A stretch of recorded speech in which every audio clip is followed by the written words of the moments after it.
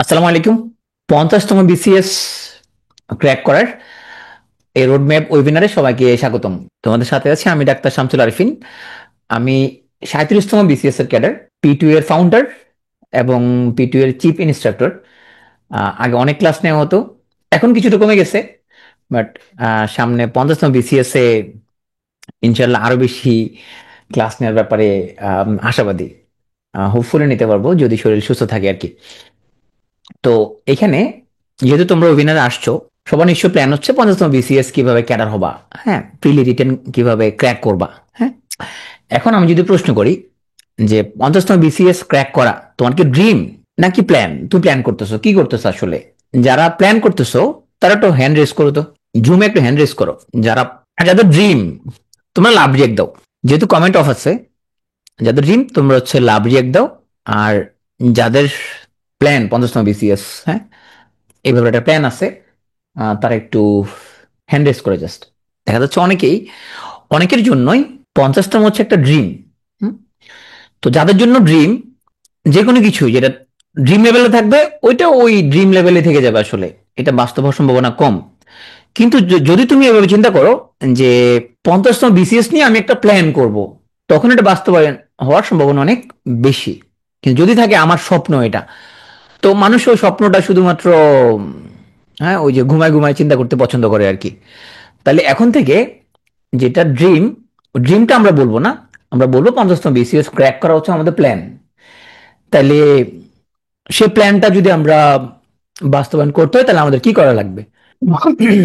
Sorry, চলো আমরা শূন্য থেকে আমরা শুরু করি। হ্যাঁ, ধরে নিচ্ছি বিসিএস নিয়ে তোমার নলেজ একদমই জিরো, ঠিক আছে, আর হ্যান্ড রেজ করতে হবে না। তো শূন্য থেকে আমরা কিভাবে শুরু করতে পারি আমরা একটু দেখি। আর হ্যান্ড রেজ করা লাগবে না, ঠিক আছে। প্রথমে তোমাকে যে কাজটা করতে হবে, তুমি আগে 35তম থেকে এই 47তম বিসিএস পর্যন্ত সবগুলো প্রিলির প্রশ্ন, যে কোনো জব সলিউশন থেকে, অনেক ওয়েবসাইট থেকে, পিটু একাডেমির ওয়েবসাইটেও আছে, এগুলো 2 থেকে 3 বার ব্যাখ্যা সহ সলভ করে ফেলবা। এটা কিন্তু ফরজ, মানে যারাই বিসিএস এর প্রস্তুতি শুরু করবে, আমরা বলি না যে যে কোনো কাজ করার জন্য আহ, একদম শুরুতে কিছু কাজ থাকে যে একদম ফরজের লেভেলে থাকে। তো যেই হোক না কেন সে যদি বিসিএস পরীক্ষা দিতে চাই, তাহলে আমরা বলবো প্রথমে তার যে কাজটা করা উচিত, আগে 35তম থেকে 47 পর্যন্ত এই প্রশ্নগুলো একদম মুখস্থর মতো করে তাকে সলভ করে ফেলতে হবে। কেন? নইলে সে বুঝতে পারবে না যে বিসিএস পরীক্ষায় কেমন প্রশ্ন আসে, কি পড়তে হবে কি পড়তে হবে না, এগুলো বুঝতে পারবে না। যে যত ভালোভাবে প্রশ্নগুলো সলভ করবে তার প্রস্তুতি তত ভালো হবে। সুতরাং এই প্রশ্নগুলো সলভ করাটাই প্রস্তুতির একটা বিরাট অংশ কাভার হয়ে যাবে। তো বুঝতে পারবা যে পরীক্ষা কি আসে। তুমি নিজের, আমরা একটা অ্যানালাইসিস এখানে দিব, কিন্তু তোমার নিজের মতো করে একটা অ্যানালাইসিস দাঁড় করাবা। তুমি হৃদয়ে তুমি লিখে ফেলবা যে কোন টপিক থেকে কেমন প্রশ্ন আসে, হ্যাঁ কোনটা থেকে প্রায় প্রশ্ন আসতেছে, কোনটা থেকে তেমন একটা আসে না। নিজের মতো একটা অ্যানালাইসিস তুমি দাঁড় করাবা, আমরা একটা অ্যানালাইসিস এখানে তোমাকে দিব। আর আজকে সেশনের কোনো কিছু তোমাকে নোট করতে হবে না। আমরা সবকিছু তোমাকে এই স্লাইডগুলো আমাদের টেলিগ্রাম চ্যানেলে দিয়ে দেওয়া হবে। আমাদের ওয়েবিনারের একটা গ্রুপ আছে, সেই ওয়েবিনার গ্রুপের মধ্যে এই স্লাইডগুলো আমরা আপলোড করে দিব, অ্যানালাইসিস সহ আমরা আপলোড করে দিব, সেখান থেকে তোমরা দেখে নিবা। তাহলে প্রথমে আমরা বিসিএস প্রিলির সিলেবাসটা দেখে আসি। বাংলায় 35, ইংরেজিতে 35, সবচেয়ে বেশি এখানে 70 নম্বর। হ্যাঁ, জিকে টোটাল 50, বাংলাদেশ 30, আন্তর্জাতিক 20, এই হয়ে গেলে 120। বাকি কি আছে? ম্যাথমেটাল থেকে 30, কম্পিউটার 15, বিজ্ঞান 15। তার বিজ্ঞানের এই গ্রুপটা থেকে হচ্ছে টোটাল 60 নম্বর। ম্যাথমেটাল, কম্পিউটার, বিজ্ঞান। ভূগোল থেকে 10 আর নৈতিকতা থেকে 10, টোটাল এই গ্রুপটা থেকে 80।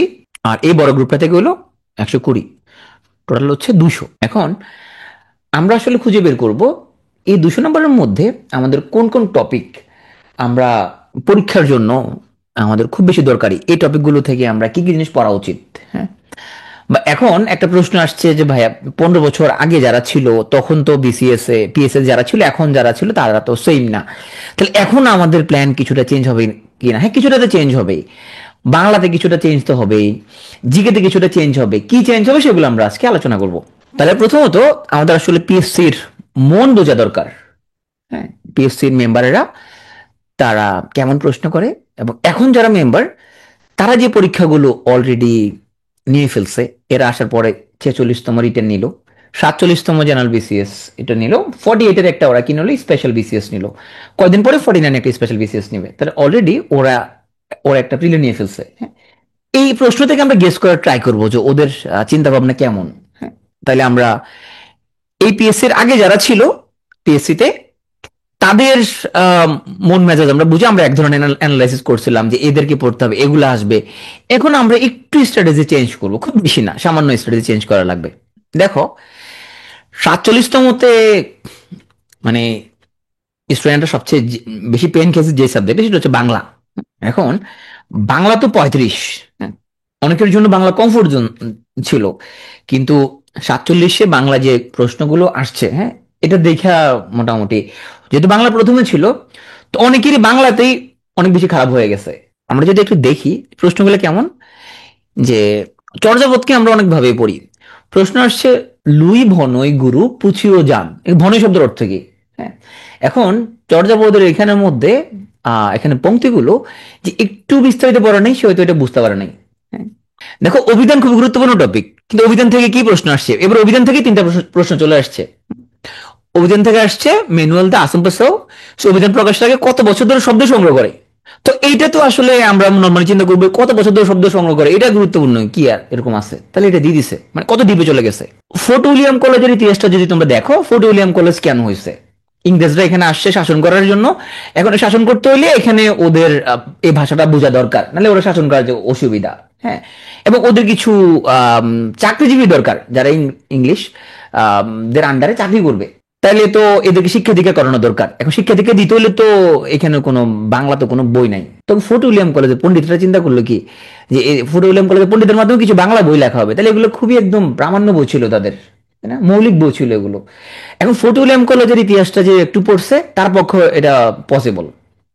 আচ্ছা, এখন পিটুয়েতেই আমরা অনেকবার বলছি যে মধ্যযুগের এবং আধুনিক যুগের মুসলিম সাহিত্যিকটা অনেক বেশি গুরুত্বপূর্ণ। হুম, এখন মোটামুটি সবাই জানি মুসলিম সাহিত্যিকদের উপর প্রশ্ন আসবে। প্রশ্ন কি আসলো? আসলো কোন কাব্যে আলাওলের ব্যক্তিগত জীবনের কথা লিখেছেন। এখন পদ্মাবতী কাব্যের বিষয়বস্তু যে পড়ে নাই, যে শুধু পড়ছে আলাওল কি কি লিখছে এটুকু পড়ছে, আলাওলের জন্মমিত্র এবং আলাওল কি কি কাব্য লিখছে এটুকু পড়ছে, তাহলে ওর পক্ষে আনসার করা সম্ভব না। মীর মশাররফ হোসেন কি কি লিখছে এতটুকু পড়ছে, কিন্তু মীর মশাররফ হোসেনের ব্যক্তি জীবন সম্পর্কে পড়ে নাই। হ্যাঁ, তার প্রথম বউর নাম কি, দ্বিতীয় বউর নাম কি, এটা যে পড়ে নাই, তার পক্ষে এটা আনসার করা একটু ডিফিকাল্ট। তার মানে এখন কত ডিপে চলে গেছে। আমরা এরকম বলতে পারি,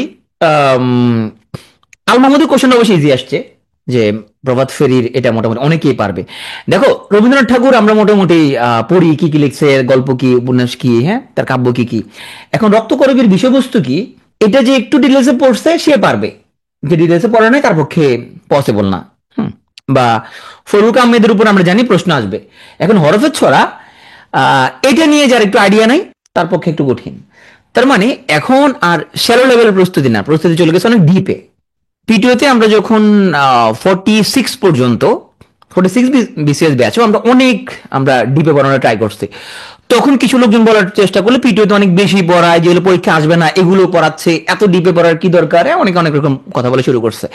47 এসে আমরা কিছুটা ছোট করে ফেলছি, জিকে তে ছোট করে ফেলছি, বাংলাতে ছোট করে ফেলছি। অনেকে খুব বিরক্ত, এত কিছু কেন পড়াবে, এগুলো তো আসবে না পরীক্ষায়। তো এখন তো দেখা যাচ্ছে ঠিকই আসছে। আমাদের 47 বিসিএস এর স্টুডেন্টরা যখন কমেন্ট করছে তখন ওরা এই জিনিসটা লিখছে, যে ক্লাসও তখন অনেকেই উত্তেজনা দেখাইতো যে এত লম্বা ক্লাস কেন, এত ডিপে কেন পড়াচ্ছে, এগুলো তো আসবে না পরীক্ষায়। তো ঠিকই তো, পরীক্ষায় ডিপ থেকে প্রশ্ন আসছে। তার মানে এখন পিএসসির মেম্বার যারা আসছে, আমরা এতটুকু বুঝতে পারছি যে ওনারা কিন্তু ভালোই কাবিল, তাই না? কাবিল মানে তো বুঝছো, মানে খুবই স্কিল্ড, মানে কত ডিপ থেকে প্রশ্ন খুঁজে নিয়ে আসতেছে। আচ্ছা, কম্পিউটার থেকে যদি চিন্তা করি, আগে প্রশ্ন আসছে কেমন, যে একটা ডেসিমাল দিল, এটা বাইনারি কত, এটা বাইনারি দিল, ডেসিমাল কত, হ্যাঁ, সিম্পল। এইবার এমন একটা বাইনারি দিল, ডেসিমাল কত হইতে পারে, শুধু একটা অপশন চিন্তা করলে হবে না, এটার ওয়ান্স কমপ্লিমেন্ট চিন্তা করতে হবে, টুস কমপ্লিমেন্ট চিন্তা করতে হবে, দুটো চিন্তা করে তখন দেখা যাবে অপশন তিনটা হইতে পারে। এখন এর আগে তো আসলে এত ডিপে প্রশ্ন আসে নাই, কি আসছে, বাইনারি থেকে ডেসিমাল, ডেসিমাল থেকে বাইনারি, নাম্বার থিওরি থেকে। তাহলে এবার নাম্বার থিওরির একটা প্রশ্ন, এটা সলভ করার জন্য একটা স্টুডেন্টের মিনিমাম 1.5 থেকে 2 মিনিট লাগবে, কারণ ওকে ওয়ান্স কমপ্লিমেন্ট বের করতে হবে, টুস কমপ্লিমেন্ট বের করে চিন্তা করতে হবে তাকে, হ্যাঁ, এবং তাকে এখানে বাইনারি থেকে ডেসিমালটা করতে হবে। কত লম্বা চলে একটা জিনিস, মানে কত ডিপে চলে গেছে। একটা প্রশ্নের মধ্যে 3টা প্রশ্ন ঢুকাই দিচ্ছে। আগে আসছে এটার ওয়ান্স কমপ্লিমেন্ট কত, এটা টুস কমপ্লিমেন্ট কত, এটার ডেসিমাল ভ্যালু কত, 3টা মিলে একটা প্রশ্ন বানাইছে। আসলে আমরা যদি জিকেতে দেখি, তো পাকিস্তান স্বাধীনতা আন্দোলনের প্রশ্ন যে আসবে এটা আমরা অনেকবার বলছি যে পাকিস্তান স্বাধীনতা আন্দোলন ভালো করে পড়তে হবে।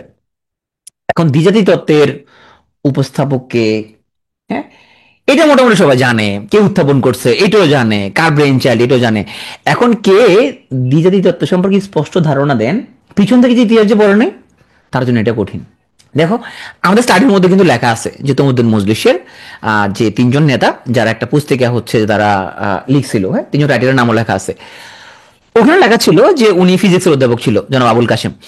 তো এটা যে ফিজিক্সের অধ্যাপক ছিল, এইটা যে এত ডিপ থেকে যে আসবে এটা কে চিন্তা করছিল? সে চিন্তা করছে এখানে তোমাদের মজলিস তাদের যে প্রথম যে পুস্তিকা, এটা রাইটার নিচের কে রাইটার বা কে রাইটার নয় এটুকু আসবে। তা আসছে কি যে অধ্যাপক আবুল কাশেম কোন সাবজেক্টের টিচার ছিলেন। ভাষা আন্দোলন থেকে প্রশ্ন তো দেওয়া লাগবে, কিন্তু প্রশ্ন কত ডিপে চলে গেছে, তাই না? তাই এখন তাহলে তোমরা মোটামুটি বুঝতে পারছো যে আরেকটা জিনিস আমি বলি, সেটা হচ্ছে দেখো আমরা সবসময় যেটা বলি যে বিসিএস প্রিলিতে তুমি কাটমার্কে চিন্তা করলে হবে না, চিন্তা করতে হবে আমাকে প্রতিযোগিতায় আগে থাকতে হবে। এখন এবছর 3000+ সিটের এগেনস্টে পিএসসি ঠিক আছে 10,000। তার মানে আমরা বুঝতেছি পিএসসি চাচ্ছে যে প্রতি সিটের বিপরীতে, তার মানে 1:3 মোটামুটি এমন সংখ্যক তারা টিকাবে যাতে করে তাদের রিটার্ন খাতা অত বেশি কাটতে না হয়, তাড়াতাড়ি তারা রেজাল্ট দিয়ে যেতে পারে। তা সামনে বিসিএস গুলোতে যদি সিট থাকে 2 থেকে 2,500, তাহলে মোটামুটি 7 থেকে 8,000 মতো টিকবে। 1:3 এরকম তুমি চিন্তা করে রাখতে পারো, হ্যাঁ, খুবই কম। আগে দেখা যায় 1:5, 3,000-এর বদলে 15,000, 3,000 সিট থাকলে 15,000 টিকে আছে, 1:5, 1:6ও টিকে আছে পিএসসি এক সময়, হ্যাঁ। তাহলে এই রেশিওটা অনেক কমে চলে আসছে, 1:3 চলে আসছে। একদিকে প্রশ্ন চলে গেছে ডিপে, আরেকদিকে তোমার রেশিও গেছে কমে। প্রতিশ্রুতির এগেনস্টে বেশি লোকজন ঠিক আছে, এটা একটা পজিটিভ দিক আছে, সেটা হচ্ছে যার প্রস্তুতি ততটা ভালো না সে বা পিলি থেকে চলে আসছে, তবে লিখিত দিয়ে স্যাড হওয়ার দরকার নাই, হ্যাঁ, লিখিত দিয়ে স্যাড হওয়াটা আরো জটিল, সে আগে ভাগে চলে আসছে যার প্রস্তুতি তত ভালো হয় নাই। এটা ভালো দিক হচ্ছে এটা, এবং রেজাল্টটা মোটামুটি তাড়াতাড়ি দিয়ে ফেলতে পারবো, ওদের খাতা কাটা কম লাগবে। তাহলে এখন দুই দিকেই মোটামুটি আমাদের চিন্তা রাখতে হবে, একদিকে ডিপ প্রশ্ন, আরেকদিকে হচ্ছে সিট কমে গেছে। সিট কমে যায় নাই, মানে প্রতিযোগিতা বেড়ে গেছে, হ্যাঁ, 1:3 চলে আসছে। তুমি কোন কোন সাবজেক্টে তুমি ফোকাস করবে এটা খুবই গুরুত্বপূর্ণ। বিশেষ করে নিজের স্ট্রং জোন এবং উইক জোন কোনটা ওটা আইডেন্টিফাই করে তারপরে তোমাকে ওটা ঝালাই করে নিতে হবে। প্রত্যেকে স্ট্রং জোন উইক জোন আছে। যেমন আমরা যদি গ্রসটা যদি বলি, সবার জন্য না, সায়েন্স ফ্যাকাল্টির অনেকে ইংলিশে খুবই ভালো, বাংলাতে খুবই ভালো, এরকম অনেকেই আছে, হ্যাঁ। বাট গ্রসলি যদি চিন্তা করি আমরা, সায়েন্স ফ্যাকাল্টির লোকজন ইউজুয়ালি ইংরেজিতে একটু ওরা দুর্বল, ইংরেজি সাহিত্য বলি, হ্যাঁ, ইংরেজি গ্রামার বলি একটু উইক, জিকেতে একটু উইক। কেন? কারণ সায়েন্স ফ্যাকাল্টিতে তোমার বিশ্ববিদ্যালয়ে ভর্তি পরীক্ষা, ইঞ্জিনিয়ারিং অ্যাডমিশন, মেডিকেল অ্যাডমিশন, এখানে জিকের রোল খুবই কম, ইংরেজির রোলও খুবই কম, বাংলা তো আসেই না। সায়েন্স ফ্যাকাল্টির লোকজন বাংলা বেশি পড়তে হয় না, কারণ মেডিকেল ভর্তি পরীক্ষা, ইঞ্জিনিয়ারিং ভর্তি পরীক্ষা, তারপর তোমার ক ইউনিটে বাংলা তার তেমন একটা লাগে না, তার বাংলা তারা আরো বেশি উইক। বাংলা সায়েন্স ফ্যাকাল্টির জন্য একটা বিভীষিকার মতো। আমরা মোটামুটি বলতে পারি, সবার জন্য সত্য না এটা, কেউ কেউ আছে বাংলাতে খুবই ভালো সায়েন্স ফ্যাকাল্টির, হ্যাঁ, ইংলিশে অনেক ভালো, জিকেতে অনেক ভালো, এরকম আছে, হ্যাঁ, তাদেরকে আমরা ব্যতিক্রম ধরতে পারি। কিন্তু যদি আমরা জেনারেলাইজ যদি চিন্তা করি, তাহলে আমাদের ইংলিশ, জিকে এবং বাংলা সায়েন্সের জন্য একটু তাদের উইক জোন। আর আর্টসের জন্য যদি চিন্তা করি, আর্টস কমার্সের জন্য বিজ্ঞান, কম্পিউটার সিটি এবং ম্যাথমেন্টাল ওদের জন্য একটু উইক জোন। সবার জন্য না অবশ্য, আর্টসের অনেকেই তোমার কম্পিউটার সিটিতে ভালো, কমার্সের অনেকেই কম্পিউটার সিটিতে অনেক ভালো, ইন্টারমিডিয়েটে তার কম্পিউটার সিটি ছিল সে অনেক ভালো, এরকম আছে অনেকেই, হ্যাঁ। আমরা এটা বাট গ্রসলি যদি চিন্তা করি তাহলে এরকমই, তাদের জন্য বিজ্ঞান, কম্পিউটার সিটি এবং ম্যাথমেন্টাল। তুমি যদি 47-এর রেজাল্ট যদি একটু দেখো, দেখবা যারা প্রিলি পাস করছে তারা এই 3 সাবজেক্টে জোরে পাস করছে। বাংলা ও বেশিরভাগ লোকজন খারাপ দিচ্ছে, হ্যাঁ, জিকে তো অনেকে সুবিধা করতে পারে নাই। বিজ্ঞান, কম্পিউটার সায়েন্স এবং ম্যাথমেন্টাল, হ্যাঁ, এটা কিন্তু একটা বিশাল পার্থক্য করে দিছে। তাইলে সায়েন্সের লোকজন তারা যেহেতু বিজ্ঞান, কম্পিউটার সিটি এবং ম্যাথমেন্টাল ভালো, তাদের দরকার এগুলো আরো ভালো হওয়া। এখানে এই সেটের মধ্যে সায়েন্সের লোকজন টার্গেট করা উচিত ম্যাক্সিমাম যত তোলা যায়, 45, 50 যত তোলা যায় ম্যাক্সিমাম, তাদের টার্গেট এখানে বাড়ানো উচিত। আর আর্টস কমার্স চিন্তা করা উচিত, যেহেতু এগুলো আমাদের উইক জোন, এগুলো আমরা আরো বেশি পড়বো, হ্যাঁ, এগুলো বেশি বেশি পড়ে আমরা এখানে কত পর্যন্ত যাইতে পারি, 40, 42 কত পর্যন্ত যাইতে পারি এখানের মধ্যে। অনুরূপ ভাবে সায়েন্স ফ্যাকাল্টি চিন্তা করা উচিত এগুলো যেহেতু আমাদের উইক জোন, হ্যাঁ, এগুলো আমরা একটু মোটামুটি আমরা যতটুকু ফুট এখানে দিব তার চেয়ে বেশি ফুট আমরা এখানে দিতে হবে, হ্যাঁ। তাহলে প্রত্যেকের কিন্তু প্রায়োরিটি কি ডিফারেন্ট। আবার এরকম হতে পারে কেউ কিন্তু ইংরেজিতে অনেক ভালো, বাংলাতে কাঁচা, তাহলে বাংলাতে তাকে ইফোর্ট বেশি দিতে হবে। এরকম হতে পারে কেউ হয়তো তোমার ম্যাথে খুব ভয় পায়, তাহলে ম্যাথে ওকে বেশি ইফোর্ট দিতে হবে। প্রত্যেকে তার নিজ নিজ সক্ষমতা এবং দুর্বলতা জায়গাগুলো আইডেন্টিফাই করে ওটা নিয়ে বেশি ইফোর্ট দিতে হবে। এখন যে ম্যাথ প্যান্ডেলে দুর্বল, ও ওখানের মধ্যে পিটুয়েতে কোন ম্যাথ প্যান্ডেল করাবে এটা চিন্তা করলে হবে না। ও শুরু থেকে একটু একটু ওকে ম্যাথ প্যান্ডেলে একটু একটু করতে হবে। যে ইংলিশে দুর্বল এসে প্রতিদিন একটু একটু ইংলিশ পড়তে হবে। হ্যাঁ, জিকে দুর্বল সে যেগুলো একটু একটু যে তাকে জিকে পড়তে হবে। তাহলে সবার জন্য এখানে ওই সমান ঔষধ এটা কার্যকর হবে না। যার যেটা দুর্বলতা বেশি সেটা নিয়ে সে একটু বেশি কাজ করতে হবে, অন্য কিছু নিয়ে কাজ করতে হবে, কিন্তু কম্পারেটিভলি দুর্বলতা জায়গাগুলো বেশি হাত দিতে হবে। আসো, এই যে স্ট্রং জোন অভিযানের কথা বললাম, এটা তুমি যদি আইডেন্টিফাই করতে পারো তোমাদের কাজ হবে। যেহেতু প্রথম বিসিএস একটু দেরিতে হওয়ার সম্ভাবনা বেশি, এটা হচ্ছে আমাদের একেবারে পার্সোনাল অপিনিয়ন। হ্যাঁ, এটা সার্টেন কোনো ব্যাপার না, তুমি আবার রেফারেন্স হিসেবে ইউজ করবা যে আরিফিন ভাই তো বলছে পরীক্ষা অনেক দেরি হবে এরকম। আমাদের মনে হচ্ছে পরীক্ষা এপ্রিলের আগে হওয়ার সম্ভাবনা খুব কম, এটা আমাদের গেস। এটা তারপরে আমাদের নভেম্বর সার্কুলার দেওয়া পর্যন্ত ওয়েট করতে হবে। সার্কুলার দিলে তখন তোমরা জানবা। এরপরে আমার মনে হচ্ছে পরীক্ষা তোমার এপ্রিলের আগে হওয়ার সম্ভাবনা খুব কম। যদি এর আগে হয়ে যায় তোমাদের দেখবাই। তাহলে আমরা মোটামুটি ধরে নিতে পারি যে একটু সময় আমরা পাচ্ছি। হ্যাঁ, 5-6 মাসের মধ্যে সময় পেয়ে যাচ্ছি। যেহেতু 5-6 মাস সময় পেয়ে যাচ্ছি, উচিত হবে প্রিলি লিখিত মোটামুটি একসাথে প্রস্তুতি নেওয়ার। কারণ ডিপে না পড়লে প্রিলি হওয়াটা টাফ হয়ে যাবে। এবার 47 আমরা যদি দেখি আমাদের কম্বো বেচে বলা বেশি ভালো করছে, কারণ কম্বোতে ওই যে একটু একটু বিস্তারিত পড়াই দেওয়া হয়েছিল লিখিত ক্লাসে, সেটা অনেক কাজে আসছে। এখন প্রিলি লিখিত একসাথে প্রস্তুতি নেওয়া সম্ভব কিনা? হ্যাঁ, এটা ডেফিনেটলি সম্ভব। আর যৌথ প্রস্তুতি নেওয়ার বড় সুবিধা হচ্ছে যে লিখিত পরীক্ষা 900 নম্বরের মধ্যে 360 নম্বর তোমার আগাম প্রস্তুতি হয়ে যায়।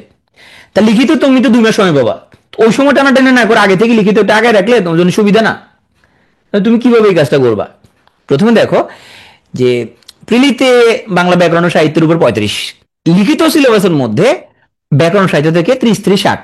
তার মানে যে জিনিস পড়ে তুমি প্রিলিতে 35 নম্বর কভার করবা, সেম জিনিস তুমি রিটেনে 60 নম্বর কভার করবা। ওটা বিস্তারিত বললে 60 নম্বর কভার হয়ে যাবে, আর শর্ট পড়লে 35 নম্বর কভার হবে। তুমি বিস্তারিত পড়ো, তা লিখিত কভার হলো, প্রিলি কভার হলো, দুটো কভার হলো। ইংলিশে আসো, ইংলিশ গ্রামার জন্য 20 নম্বর প্রিলিতে। লিখিত ওখানে কম্প্রিহেনশন আসে, সেখানে গ্রামারের ব্যাপারের উপরে 30। কোন জিনিস আছে বেশি? ভোক্যাব। তাহলে ভোক্যাব এমন একটা টপিক, প্রিলিতে 3 থেকে 4 নম্বর, রিটেনে মিনিং লিখতে বলে, হ্যাঁ, সেন্টেন্স মেক করতে বলে। এখন তুমি যদি মিনিং না বুঝো সেন্টেন্স কেমন মেক করবা? সরাসরি তোমার সিনোনিম লিখতে বলে। মানে ভোক্যাব এমন একটা টপিক, তুমি রিটেনও এটার উপরে তোমার 15-20 নম্বর হয়ে যায়, আবার প্রিলিতে 3-4 নম্বর প্রশ্ন চলে আসে। ট্রান্সলেশন, এখন তোমার ভোক্যাব যদি ভালো না থাকে, ট্রান্সলেশন তুমি কেমনে ভালো করবা? এসে রাইটিং, তোমার ভোক্যাবই নাই, তুমি ওয়ার্ড ওয়ার্ড জানো না, তুমি ট্রান্সলেশনে কেমনে ভালো, এসে রাইটিং কেমনে ভালো করবা? তাহলে ভোক্যাব এমন একটা টপিক যেটা তোমার প্রিলিতে অনেক কাজে লাগবে, আবার তোমার লিখিত প্রতি পদে পদে তোমার ভোক্যাব কাজে লাগবে। ভোক্যাব ছাড়া তোমার ট্রান্সলেশন হবে না, ভোক্যাব ছাড়া এসে রাইটিং হবে না, ভোক্যাব ছাড়া তোমার এখানের মধ্যে সরাসরি ভোক্যাবের প্রশ্ন আসে।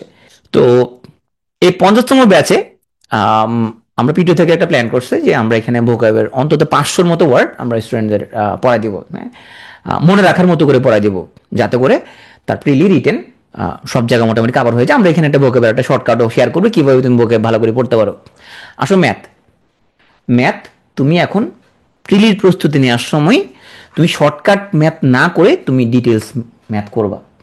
বিশেষ করে তোমাকে নজর দিতে হবে, তোমরা জানো এটা আমি বারবার বলি, বিসিএস হচ্ছে একটা বীজগণিতের পরীক্ষা, বিসিএস হচ্ছে ত্রিকোণমিতির পরীক্ষা, বিসিএস হচ্ছে পরিমিতির পরীক্ষা, বিসিএস হচ্ছে জ্যামিতির পরীক্ষা, আর ব্যাংক হচ্ছে পাটিগণিতের পরীক্ষা। হ্যাঁ, সবসময় বলি। তাহলে তুমি এখন থেকেই বীজগণিতের চ্যাপ্টার ধরে ধরে, কোন চ্যাপ্টার? 9-10-এর যে বইটা আছে বীজগণিতের বই, ওটা চ্যাপ্টার ধরে ধরে করে ফেলবা। ওখান থেকে ত্রিকোণমিতিটা করে ফেলবা, ওখান থেকে কিছু তুমি পরিমিতি করে ফেলবা, আর ইন্টারের বই থেকে বিন্যাস, সমাবেশ, সম্ভাব্যতা, এই 3 চ্যাপ্টার করে ফেলবা। এখন থেকে তুমি খাতা বানাইয়া একদম নোট করে করে তুমি করে ফেললা। তাহলে তোমার প্রিলিও কাভার, রিটেনেও তোমার কাভার হয়ে যাবে। মেন্টাল তো সেম সিলেবাসে প্রিলি, সেম সিলেবাসে তোমার রিটেন। প্রিলিতে মেন্টালে 15, রিটেনে 50। তাহলে তুমি ম্যাথ মেন্টাল প্রিলির সময় প্রস্তুতি নিয়ে রাখবা, এখনই খাতা বানায় নোট করে করবা। বইয়ের মধ্যে করা আছে, ওটা তোমার না, ওটা ওটা বইওয়ালা যে লিখছে এটা তার। তুমি বইয়ের মধ্যে দেখে নিজে নিজে করতে পারো কিনা এই প্রবলেমটা, সলভ করতে পারো কিনা নিজে নিজে, এটা গুরুত্বপূর্ণ। অনেকে মনে করে যে বইয়ের মধ্যে তো আছে করা, পারবো না, তুমি পারবা না ভাই, তুমি নিজে নিজে খাতায় করবা। তাইলে এখন থেকে তোমার পক্ষে পসিবল যে রিটেনের 100 নম্বর এখানে গুছাই ফেলার। হ্যাঁ, তোমরা যারা ম্যাথে একটু উইক, তুমি প্রতিদিন 1 ঘন্টা রাখো ম্যাথের জন্য। আর যারা সায়েন্স ফ্যাকাল্টির, তোমরা কি করবা, আমার এখানে একটা থিওরি আছে। আমি মনে করি যে যেটা ভালো, এটা বাগে করে ফেলা উচিত। কিরকম? সায়েন্সের লোকজন তো ম্যাথে ভালো, তুমি একটা কাজ করতে পারো। তুমি একটা টার্গেট নাও যে এই 1 সপ্তাহ আমি একটা চ্যালেঞ্জ হিসেবে নিলাম, 1 সপ্তাহের মধ্যে আমি মোটামুটি ম্যাথের 50 আমি 1 সপ্তাহের মধ্যে শেষ করে ফেলবো। তাহলে তোমার সবসময় একটা আত্মবিশ্বাস থাকবে যে রিটেনের 50 নম্বর ম্যাথ আমি গোছাই ফেলছি, প্রিলিতেও এই 15টা আমি 12 ধরে ইনশাল্লাহ পাবো। তোমার মধ্যে একটা কনফিডেন্স কাজ করবে। নিজের স্ট্রং জোনে তুমি যদি আগে থাকতে পারো, ধরো তোমার আমি যত প্রিলি দিছি, যখনই তোমার নিজের মধ্যে নেগেটিভিটি কাজ করতাম, মনে করতাম যে তোর ইংরেজি জিকে বাংলা না পারলে না পারি, আমি তো এখানে তো আমি বড়দান মেরে দিব। মানে যখন নিজের মধ্যে একটু হতাশা কাজ করতো, আমি চিন্তা করি দৌড়ো, ওগুলো না পারলে না পারবো। আমি তো বিজ্ঞান আর্টসের ম্যাথ প্যান্ডেলে 50 মেরে দিতে পারবো, তো এগুলো যদি 50 মেরে দিতে পারি, তো এখানের মধ্যে ওদিক দিয়ে আমার হচ্ছে যে নৈতিকতা ভূগোল আমি আরো 10 মেরে দিলাম, তাহলে হলো 60। হ্যাঁ, তো এগুলো কম পারলো, এখানের মধ্যে তো কম পারলে ধরো 50 পারবো। তাহলে মোটামুটি এত টেনশন, মানে যখন নেগেটিভিটি কাজ করতো তখন চিন্তা করতাম দূরে এগুলো যদি কমন নাও আসে, আমার এগুলো তো কমন আসবে, বিজ্ঞান তো আমি পারি, কম্পিউটার সায়েন্স তো পারি, ম্যাথ প্যান্ডেল তো পারি। তাহলে তোমরা তো এখানে সায়েন্সের আসো, তারা চিন্তা করবা যে আমি এখানে একটা বড় দান মানে দিতে হবে। এইটা আমি দরকার হলে আমি বিজ্ঞান আমি একটা টার্গেট নিলাম যে আমি আগামী 7 দিনের মধ্যে বিজ্ঞান আমি একদম পরে একবার এটা গোছায় রেখে দিব, শেষ একদম কাটা কম্বল গোছায় রেখে দিব, এটা পরবর্তীতে যা তার না ধরা লাগে। হ্যাঁ, এরকম একটা টার্গেট নিতে পারো।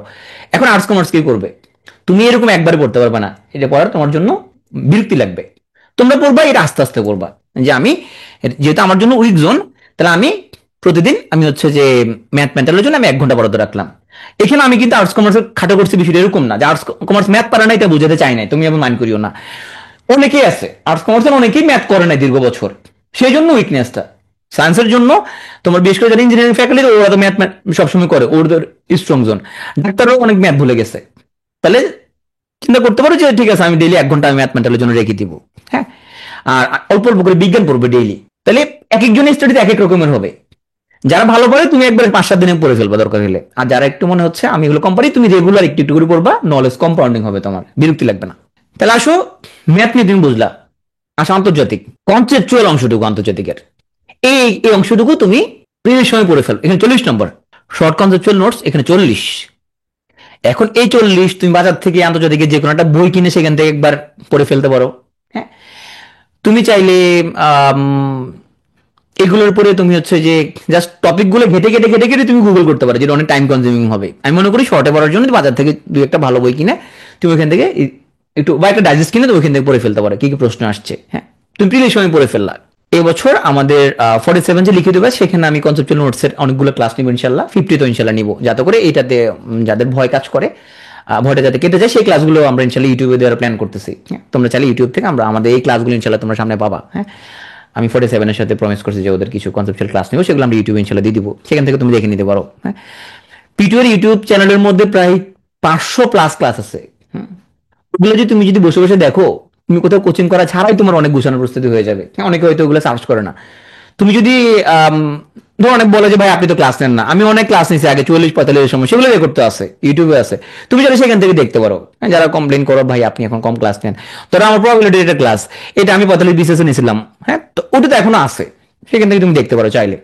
আসব বিজ্ঞান এবং আইসিটি, এটাও তুমি প্রিলির সময়, এটা কোনো প্রিলি রিটার্ন নাই ভাই, এটা তুমি ডিটেলসে বলবা। তুমি এখানে সাধারণ বিজ্ঞান, এটা তুমি প্রিলি রিটার্ন চিন্তা করতে হবে না, এটা তুমি ডিটেলসেই পড়বা, তাহলে তুমি প্রিলিতে কভার হয়ে যাবে, লিখিততে কভার হয়ে যাবে। এখানে বলে রাখা ভালো, যারা শুধু টেকনিক্যাল বা পেশাগত ক্যাডার তাদের বিজ্ঞান লিখিত দিতে হবে না।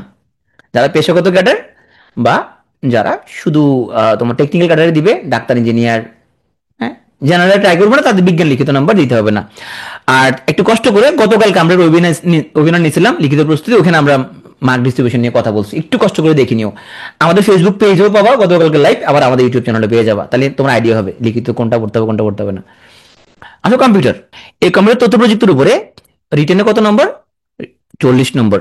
হ্যাঁ, বিজ্ঞানের রিটেন হলো 60, দুটো মিলে হলো 100। হ্যাঁ, তাহলে যারা জেনারেল ক্যাডারের পরীক্ষা দিবা, তোমাকে চিন্তা করতে হবে যে বিজ্ঞান আমি প্রিলির সময় ডিটেলসে বলে রাখবো, তাহলে লিখিত সময় আমাকে টানাটানি করতে হবে না, একটা সুবিধা। আর যারা হচ্ছে শুধু টেকনিক্যাল পরীক্ষা দিবা, যে তুমি জেনারেল ট্রাই করবা না, তোমার বিজ্ঞান এবং কম্পিউটার আইসিটি লিখিত তোমার নাই। হ্যাঁ, শুধু প্রিলির 15 নাম্বারের জন্য পড়লে তোমার হবে। তাহলে তুমি তুমি কোন ক্যাডারের পরীক্ষা দিবে অনুযায়ী তুমি সাজাবা। এখানে মনে রাখবা, তুমি যদি ভালো ক্যাডার পাইতে চাও, কয়েকদিন আগে আমাদের অর্কর একটা মার্কশিট এখানে আমরা শেয়ার করছিলাম। অর্ক বললো ভাইয়া এটা একটু গ্রুপে শেয়ার করেন, পোলাবান অনেক সময় শুধু জিকে জিকে করে সারাক্ষণ, খালি খালি করে GK GK. Arka police cadre পাইছে কেমনে, ওখানে আমরা মার্কশিটটা শেয়ার করছিলাম আমাদের পেজে। অর্ক বিজ্ঞান আইসিটি এবং ম্যাথ মেন্টাল এখানের মধ্যে হিউজ নাম্বার তুলছে। রিটেনে তুমি যদি ম্যাথ মেন্টাল, সায়েন্স আইসিটি, তারপরে তোমার ইংলিশ এবং বাংলা প্রথম পত্র এগুলোর মধ্যে যদি অনেক নম্বর তুলতে পারো, জিকে তে তোমার খুব একটা প্রেশার পড়বে না। জিকে দিন শেষে বেশিরভাগ লোকজন বানায় লেখে, প্যাটার্ন আছে। তাহলে তুমি যদি এগুলোতে বেশি নজর দিতে পারো, তাহলে তোমার কষ্ট অনেক কমে যাবে আসলে। হ্যাঁ, তাহলে দেখো আমাদের প্রিলি লিখিত পরীক্ষার কমন বিষয় কি আছে। বাংলা প্রিলিতে 35, সেম জিনিস লিখিততে 60 নম্বর।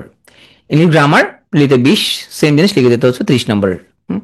শুধু 30 না, আসলে আরো বেশি, কারণ তুমি যে ভোকে পড়বা ট্রান্সলেশন কাজে লাগবে, রাইটিং এর কাজে লাগবে। ম্যাথমেন্টাল প্রিলিতে 30, লিখিত 100। তারপরে তোমার বিজ্ঞান এবং আইসিটি প্রিলিতে টোটাল 30, রিটেনে 100।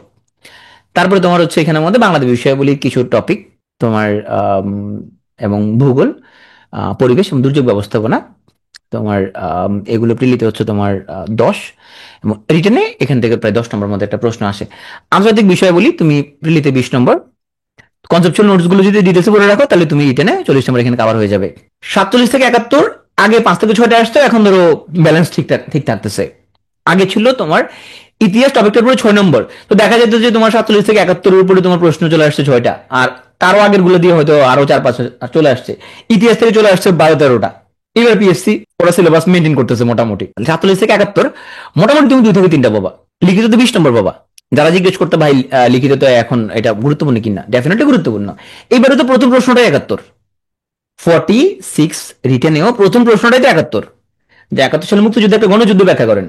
আমরা বলছিলাম যে আগে যেরকম এরকম একটা কনসেপ্ট ছিল যে 71 মুক্তিযুদ্ধ একটা নির্দিষ্ট দল করছে, একটা নির্দিষ্ট ব্যক্তি করছে যুদ্ধটা, আর কেউ কোনো যুদ্ধ করে না, সবাই চুরি করে বসেছিল, এরকম একটা কনসেপ্ট দাঁড় করানোর ট্রাই করা হয়েছে। কিন্তু আমরা জানি বাস্তবতা ভিন্ন। এটা ছিল একটা গণযুদ্ধ, গণমানুষের যুদ্ধ। এখানে ছাত্র, এখানে শিক্ষক, কৃষক, শ্রমিক সবাই নামছে বলে আমরা স্বাধীন হয়েছি, মানে সবাই গেলে একটা যুদ্ধ অংশগ্রহণ করছে বলে আমরা স্বাধীন হয়েছি। তাহলে এটা গণযুদ্ধ ছিল।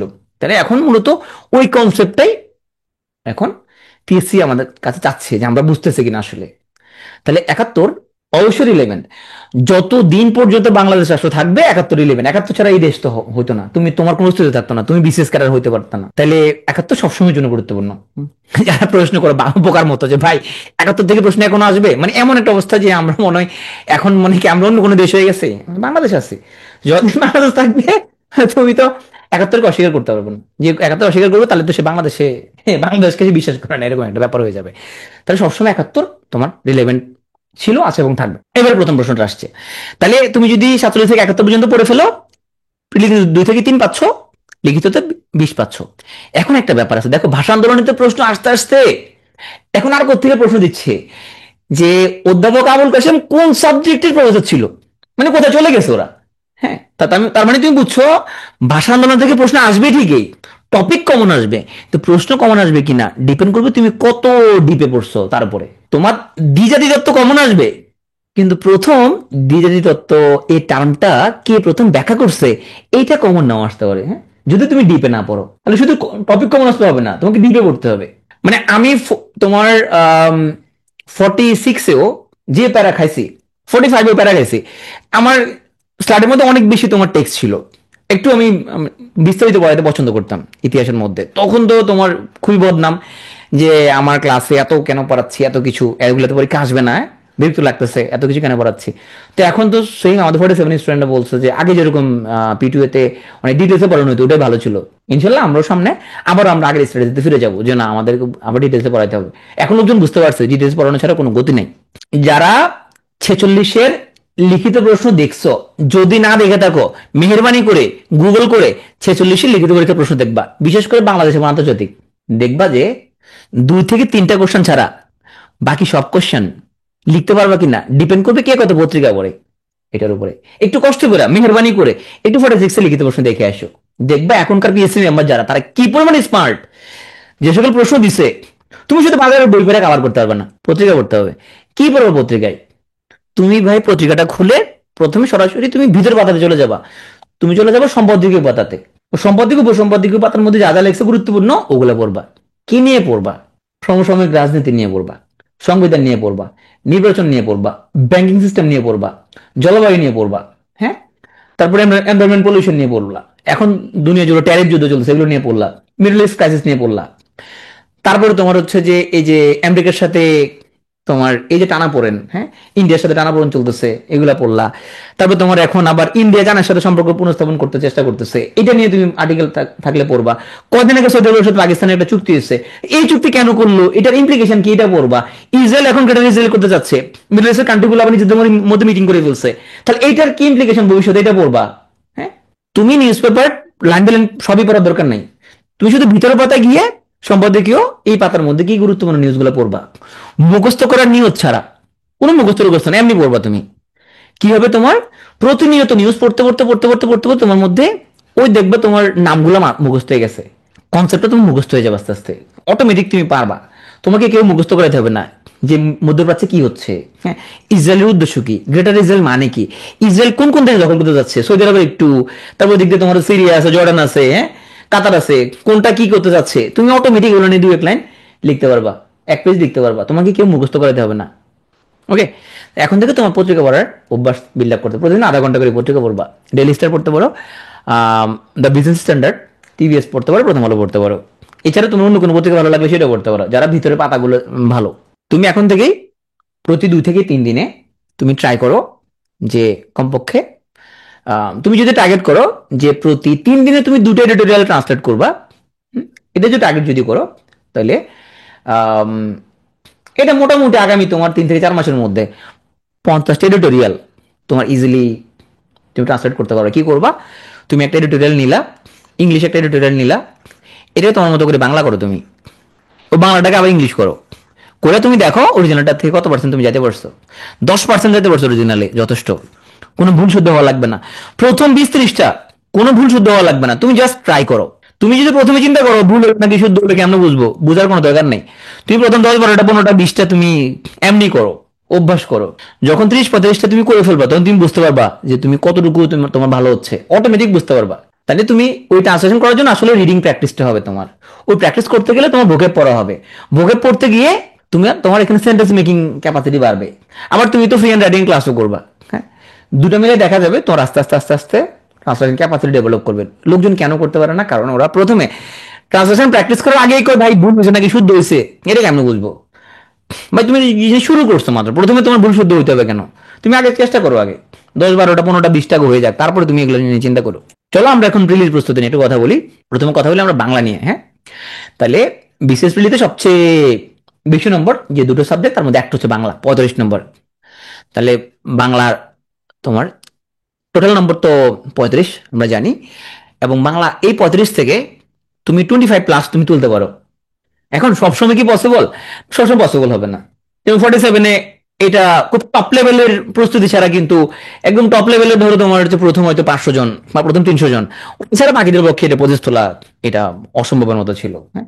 তা সবসময় এটা খাটবে না। এখানে যে আমরা যে নম্বর এস্টিমেট দিলাম, এটা তুমি এই হোমিওপ্যাথিক ওষুধের মতো না যে সব রোগীর একই ওষুধ, এরকম না। সবসময় 25 তোলা পসিবল হবে না, কিন্তু বেশিরভাগ সময় তোমার পসিবল হবে। তাহলে কি করো, যে এখানে আমাদের ব্যাকরণ থেকে হচ্ছে 15, সাহিত্য থেকে হচ্ছে আমাদের 20 নম্বর। আগে তোমার সিলেবাসটা জানতে হবে। আমরা দেখি একটু, আমি এখানে সাবজেক্ট ওয়াইজ আমরা আলাদা আলাদা করে না পড়ে আমরা একটু ওভারঅল আমরা একটু সিলেবাসটা বোঝার ট্রাই করি, হ্যাঁ। একটু আমরা জুম করি, ওকে। এই চার্টগুলো তোমাদের দিয়ে দেওয়া হবে, তো টেনশন নেই। আচ্ছা, এখানে এই যে নম্বর ডিস্ট্রিবিউশন, এখানের মধ্যে কোথাও যদি 1 নম্বর কম বেশি থাকে এটা নিয়ে অস্থির হওয়ার কিছু নাই, 2-1 নম্বর কম বেশি হইতে পারে ক্যালকুলেশন করার সময়। দেখো যে বাংলা ব্যাকরণে প্রায় প্রত্যেকটা টপিক থেকে প্রশ্ন আসে। প্রয়োগ অপপ্রয়োগ, বানানো বাক্য শুদ্ধি, পরিভাষা, সমার্থক শব্দ, বিপরীত শব্দ, ধ্বনিবর্ণ শব্দ, পদ, বাক্য, হ্যাঁ, প্রত্যয়, সন্ধি, সমাস, প্রায় প্রত্যেকটা টপিক থেকে মোটামুটি প্রশ্ন আসে। এইবার সমাজ থেকে একটু ঘুরে প্রশ্ন আসছে, সরাসরি প্রশ্ন আসে নাই। আবার সিলেবাসও নাই, এবারে বাগধারা থেকে প্রশ্ন আসে, এটা সিলেবাসের মধ্যে নাই কিন্তু প্রশ্ন আসে। তাহলে ব্যাকরণ আসলে এখানে আমাদের সব টপিকের উপর গুরুত্ব দিতে হবে, বেশি গুরুত্ব দিতে হবে তোমাকে প্রয়োগ অপপ্রয়োগ, বানান বাক্য শুদ্ধি, পরিভাষার মতো বিপরীতার্থক, এগুলোর উপরে, এগুলো থেকে সবসময় অনেক বেশি প্রশ্ন আসে। ধ্বনিবর্ণ থেকে সবসময় প্রশ্ন আসছে, শব্দ থেকে সবসময় প্রশ্ন আসে। আমরা যদি সাহিত্যে যদি যাই, তাহলে এখানে দেখতে পাবো আমাদের 20 নম্বরের মধ্যে প্রাচীন মধ্যযুগ থেকে হচ্ছে 5, আধুনিক যুগ থেকে হচ্ছে 15। পিএসসি সবসময় এটা মেনটেন করে না। তো এখানে তাহলে আমরা যদি দেখি এই প্রাচীন মধ্যযুগের মধ্যে আমাদের আসলে কোন কোন রাইটারদের এখানে আমাদের পড়া উচিত, এটা আমরা একটু চলো আমরা দেখি, এবং বর্তমান পরিবর্তিত পরিস্থিতিতে এখানে আমরা কি কি জিনিসের দিকে ফোকাস করতে পারি। হ্যাঁ, প্রাচীন মধ্যযুগ থেকে তুমি ধরে রাখতে পারো মোটামুটি 5 নম্বর তুমি পাচ্ছ, এবারও 5 নম্বর পাওয়া গেছে, তাহলে এখানে মোটামুটি 5। হ্যাঁ, এই 5-এর মধ্যে তোমাকে একটু বেশি গুরুত্ব যেগুলোর মধ্যে দিতে হবে, বিশেষ করে মধ্যযুগের মুসলিম সাহিত্যিক যারা ছিল, হ্যাঁ, রোমান্টিক প্রণয় উপাখ্যান যারা লিখছে, আরাকান রাজসভার বাংলা সাহিত্য, হ্যাঁ, আলাওল, তারপরে তোমার ধরো শাহ মোহাম্মদ সগির, হ্যাঁ, তাহলে ওনাদের লেখাজোখা তোমাকে একটু বেশি গুরুত্ব দিতে হবে। মঙ্গল কাব্য, এইবারও প্রশ্ন আসছে, তাই না, এগুলো পড়তে হবে তোমার। তো প্রাচীন মধ্যযুগ মোটামুটি ছোট টপিক, হ্যাঁ, এখান থেকে তোমার মোটামুটি তুমি 5 নম্বর তুমি পেয়ে যাবা। হ্যাঁ, এখানে সিলেবাসের মধ্যে এখানে খুব বেশি না, আমরা এখানে এটা বলতে পারি এখানের মধ্যে তোমার মুসলিম সাহিত্যিক যারা ছিল বিশেষ করে এখানের মধ্যে তাদেরকে একটু বেশি গুরুত্ব দিতে হবে। তুমি দেখছো আলাওল থেকে কিন্তু এবার প্রশ্ন আসছে, তাই না। আমরা আধুনিক যুগে যদি আসি, এবার ভাষা আন্দোলন আর মুক্তিযুদ্ধ ভিত্তিক গ্রন্থ এবং চলচ্চিত্র, পত্র পত্রিকা, হ্যাঁ, এখানে অবশ্য আমার সাইডে এখানে 45 পর্যন্ত অ্যানালাইসিস দেয়া, আমার যে এক্সেলটা যেখানে সেখানের মধ্যে তোমার 47 পর্যন্ত দেয়া আছে। আমি আপলোড করার সময় তোমাদেরকে ওই যে আমাদের গ্রুপে জয়েন করলে ওখানে পুরোটা দিয়ে দেওয়া হবে। ওখানে একটা সময় ভাষা আন্দোলন ভিত্তিক এবং মুক্তিযুদ্ধ ভিত্তিক গ্রন্থ চলচ্চিত্র প্রায় প্রত্যেক বিসিএস এ তোমার একটা করে আসতো, একটা দুটা করে আসতো। এই টপিকটা এখনো গুরুত্বপূর্ণ। আসো আমরা আধুনিক যুগ যদি আসি, সবচেয়ে বড় সাগর মহাসাগর এখানে। হ্যাঁ, এই 11 জন সাহিত্যিক তুমি যদি খুব ভালো করে পড়ে ফেলতে পারো, এবার যদি চিন্তা করি, দেখো রবীন্দ্রনাথ ঠাকুর নিয়ে প্রশ্ন ঠিকই আসছে কিন্তু, হ্যাঁ হ্যাঁ, তোমার রক্তকরবী বিষয়বস্তু তোমাকে জানা লাগবে। কাজী নজরুল থেকে কিন্তু ঠিকই প্রশ্ন আসছে, হ্যাঁ, জসীমউদ্দিন থেকে ঠিকই প্রশ্ন কিন্তু আসছে, এবার দীনবন্ধু মিত্র থেকে কিন্তু ঠিকই প্রশ্ন আসছে, ফররুখ থেকে কিন্তু ঠিকই প্রশ্ন আসছে। ফররুখ থেকে আগে প্রশ্ন আসতো না, হ্যাঁ, এখন ফররুখ থেকে প্রশ্ন আসছে। প্রশ্ন একটু ডিপ হয়েছে। যেমন এর আগে স্পেশাল আসছে কি যে তোমার যে সাত সাগরের মাঝি কত সালে লিখছিল, হ্যাঁ, এখন হয়তো তুমি পড়ছো যে ফররুখ আহমদ সাত সাগরের মাঝি লিখছে, কত সালে লিখছিল, কত সালে প্রকাশিত হয়েছে, অত ডিপে হয়তো ঢুকো নাই আর কি। তার মানে ওনাদের উপরে অত ডিপে ঢুকতে হবে। বঙ্কিম নিয়ে এবার 47 প্রশ্ন আসছে, হ্যাঁ। মীর মশারফ নিয়ে প্রশ্ন আসছে কি যে ওনার এখন বোঝা যাচ্ছে ওনাদের এই রাইডারেরা তারা কয়টা বিয়ে করছে, ওই ব্যাপারে মোটামুটি তোমাকে একটু খোঁজ খবর নিতে হবে। মীর মশারফের ওর প্রথম বোন নাম কি, দ্বিতীয় বোন নাম কি, এটা যদি তুমি না জানো তাহলে কিন্তু এবার যে প্রশ্নটা আসছিল ওনার ব্যাপারে কোনো সত্য নয়, এটা আনসার করা ডিফিকাল্ট হয়ে যাবে। তার মানে এখানে যে রাইটার মোটামুটি ওনাদের ব্যক্তিগত জীবনে একটু টুকটাক করে তোমাকে জানতে হবে। 11 জন রাইটার তোমার আগে যেরকম গুরুত্বপূর্ণ ছিল এখনো গুরুত্বপূর্ণ। পার্থক্য হচ্ছে এটা যে ফররুখ নিয়ে আগে যেমন প্রশ্ন আসতো না, গত 15 বছর ফররুখ ইম্পর্টেন্ট ছিল না, কিন্তু এখন ফররুখ নিয়ে কিন্তু প্রশ্ন আসতেছে। হ্যাঁ, তাহলে এখানে যে 11 জন সাহিত্যিকের নাম দেয়া, তুমি এইবারও যদি তুমি যদি মেলাও, তাহলে এইবারও দেখা যাচ্ছে তুমি ওই যে আমরা যে এখানে আইডিয়াটা দিয়েছিলাম, কাজী নজরুল থেকে এবার প্রশ্ন আসছে, জসীমউদ্দিন থেকে এবার প্রশ্ন আসছে, ফররুখ থেকে প্রশ্ন আসছে, দীনবন্ধু মিত্র থেকে প্রশ্ন আসছে, মীর মশারফ থেকে প্রশ্ন আসছে, রবীন্দ্রনাথ ঠাকুর থেকে এবার প্রশ্ন আসছে, হ্যাঁ, বঙ্কিম থেকে এবার প্রশ্ন আসছে। তাহলে আসছে তো 7টাতে চলে আসছে তো এখানের মধ্যে। হ্যাঁ, তাহলে এর বারে জানি তো এর মধ্যে থেকে আসছে। তাহলে এই 11 জন সাহিত্যিক আগে তোমার এদের ব্যাপারে বিস্তারিত পড়ে ফেলা তোমার কাছে, তারপর তুমি এখন ধাপে ধাপে কাদেরকে পড়বা। এই 11 জনের পরে আগে আমরা বলতাম যে প্রগতিশীল সাহিত্যিক যারা ছিল ওদেরকে একটু বেশি পড়তে হবে। হ্যাঁ, এখন আমরা বলি তার বদলে তুমি এখন আগে যারা ছিল একদম প্রাপ্ত, যাদের উপর প্রশ্ন আসতো না, হ্যাঁ, ওদেরকে একটু ভালো করে তোমাকে পড়তে হবে। তাহলে কারা কারা ছিল আগে যাদের উপর আসতো না প্রশ্ন? আল মাহমুদ, ওনার উপর আগে প্রশ্ন আসতো না, তাই না। ফরুক আহমেদ নিয়ে আগে প্রশ্ন আসতো না, তাহলে ওনাকে একটু বেশি করে পড়তে হবে। ইসমাইল হাসান সিরাজি, হ্যাঁ, তাহলে ওনার উপর আগে প্রশ্ন আসতো না, হ্যাঁ, তাহলে এখন ওনার ব্যাপারে প্রশ্ন আসবে। মীর মশারফ নিয়েও প্রশ্ন একটু কম আসতো আগে। তারপরে তাহলে এখানে যে রাইটারদের কথা বললাম যে যাদের ব্যাপারে আগে প্রশ্ন আসতো না, এখন তারা একটু বেশি প্রাসঙ্গিক, তাদের উপর বেশি প্রশ্ন আসবে। দেখো আল মাহমুদ নিয়ে প্রশ্ন আসছে কোনটা, ওই যে প্রভাত ফেরির কবিতাটা চলে আসছে। তার মানে 9-10 বইয়ের মধ্যে আল মাহমুদের যে কবিতাগুলো আছে, ইন্টারের বইয়ের মধ্যে যদি কোনো কবিতা থাকে এদের এটা পড়তে হবে একটু। ফরুক আমাদের কোনো কবিতা যদি থাকে একটু ডিটেলসে পড়তে হবে। আগে আমরা যখন বলতাম যে তোমাকে প্রগতিশীল রাইটার যারা তাদেরকে পড়তে হবে একটু, এখন আমরা মুসলিম সাহিত্যিক যারা তার একটু বেশি রিলেভেন্ট। ওই যে তোমাকে অবস্থা বুঝে ব্যবস্থা, তোমার প্রস্তুতি ওইভাবে তোমাকে সাজাইতে হবে। তাহলে কি বললাম, এখানের মধ্যে তুমি প্রাচীন ও মধ্যযুগ খুব ভালো করে পড়লা, 11 জন গুরুত্বপূর্ণ সাহিত্যিক একদম তাদের একদম তারা কয় বিয়ে করছে, হ্যাঁ, সাহিত্যিক যে একটু ওরা রোমান্টিক, তো তো ওনারা তোমার একাধিক বিয়ে করতে পারে না, তো ওনাদের প্রথম বোন নাম কি, দ্বিতীয় বোন নাম কি, আরো কোনো বউটো আছে কিনা, তো তারা যদি কোনো পরীক্ষা করে সেটা জানা লাগবে না, ওটা পরীক্ষা আসবে না।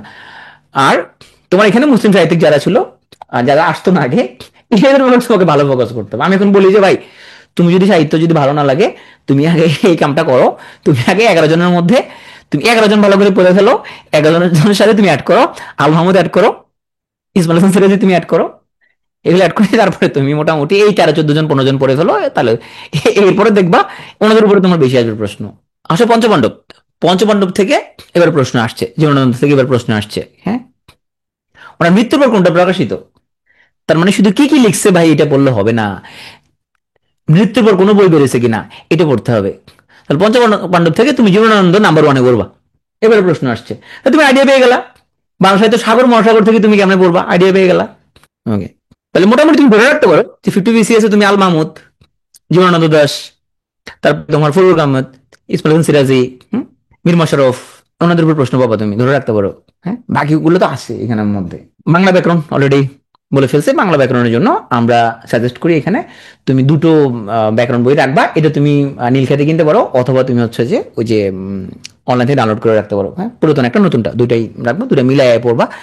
পিটুতে আমরা দুটো মিলাই পড়ি, দুটোর মধ্যে কোনো পার্থক্য আছে সেগুলো ধরাই দেয়, কারণ কিছু জিনিস চেঞ্জ হয়ে গেছে। আসো ইংরেজি, ইংরেজিতে গ্রামার হচ্ছে 20, লিটারেচার 15। ইংরেজির ক্ষেত্রে একটা মজা হচ্ছে, লিটারেচারে 15, বেশি ডিটেলসে পড়ার দরকার নেই, কারণ এটা তোমার হচ্ছে শুধু প্রিলিতে আসবে। এখন আর বেশি ডিটেলসে পড়ার দরকার না, মানে এটা বুঝাই নাই যে তুমি শুধুমাত্র কি লিখছে শুধু উত্তর পড়বা। 47-এ বেশিরভাগ আসছে, প্রচুর আসছে কোটেশন থেকে। এই যে পিটিওতে আমরা যে একটা তোমার একটা লেখা পড়াই, ওটা ভিতরে গল্পটা একটু বলি, কেন বলি, যাতে তোমাদের মনে থাকে, ওই গল্পটা বুঝলে ওই কোটেশন গুলো আসলে মনে থাকে। হ্যাঁ, তোমার অনেকে পরীক্ষা দিয়ে এসে বলছে যে ভাই আপনি যে মেন্ডিং ওয়াল থেকে যে বলছিলেন যে ভালো প্রতিবেশী যদি বানাইতে হয় তার মাঝখানে দেয়াল রাখতে হবে, এই কথাটা মনে পড়ছে পরীক্ষার হলে বসে বসে। হ্যাঁ, তারপর রোমান্টিক তোমার যে পোয়েট্রি যখন পড়াচ্ছি, বিশেষ করে জন ডানের কাব্য যখন পড়াচ্ছিলাম, তখন উনি বলে যে ওই গল্পটা ওর মনে পড়ছে। তাহলে আমরা যখন গল্পগুলো পড়াই তখন ওই মনে রাখার ক্যাপাসিটি অনেক বাড়ে। হ্যাঁ, তাহলে লিটারেচার থেকে তুমি সিলেক্টিভই পড়বা, যাদেরকে পড়বা তাদেরকে একদম ওদের গল্পগুলো বিষয়বস্তুগুলো কোটেশন সহ তোমাকে পড়তে হবে। আসো এখানে তুমি কি কি পড়বা, আমি এখানের মধ্যে আমি এক্সেল শিটের মধ্যে যাচ্ছি, সেখানের মধ্যে সবগুলো বিসিএস কভার করা হয়েছে, সো তোমাদের আমরা দিয়ে দিব ওগুলো। দেখো ইংলিশ গ্রামারে এখানের মধ্যে মোটামুটি তোমার সবচেয়ে বেশি যেখান থেকে প্রশ্ন আসবে সেটা পার্টস অফ স্পিচ থেকে। তুমি এবার দেখো 47-এ কয়টা আসছে, নাউন থেকে 2টা, ভার্ব থেকে 1টা, 3টা, অ্যাডজেক্টিভ থেকে 2টা, 5টা, অ্যাডভার্ব থেকে 1টা, 6টা, প্রিপোজিশন থেকে 1টা, 8টা, হ্যাঁ, পার্টিসিপল একটা 9টা, জেরান্ড একটা 10টা। এখন আমরা যদি পার্টিসিপলকে যদি অ্যাডজেক্টিভ ভার্বের সাথে মানে যদি রাখি, জেরান্ডকে যদি নাউন হিসেবে বিবেচনা করি, তবে সবচেয়ে বেশি প্রশ্ন আসে তো পার্টস অফ স্পিচ থেকে। তার মানে বিসিএস এ সবচেয়ে বেশি প্রশ্ন আসবে identification of parts of speech এবং ভোকাবুলারি থেকে। বাকি টপিকগুলো থেকে ফ্রেজ ইডিয়ম সবসময় প্রশ্ন আসে।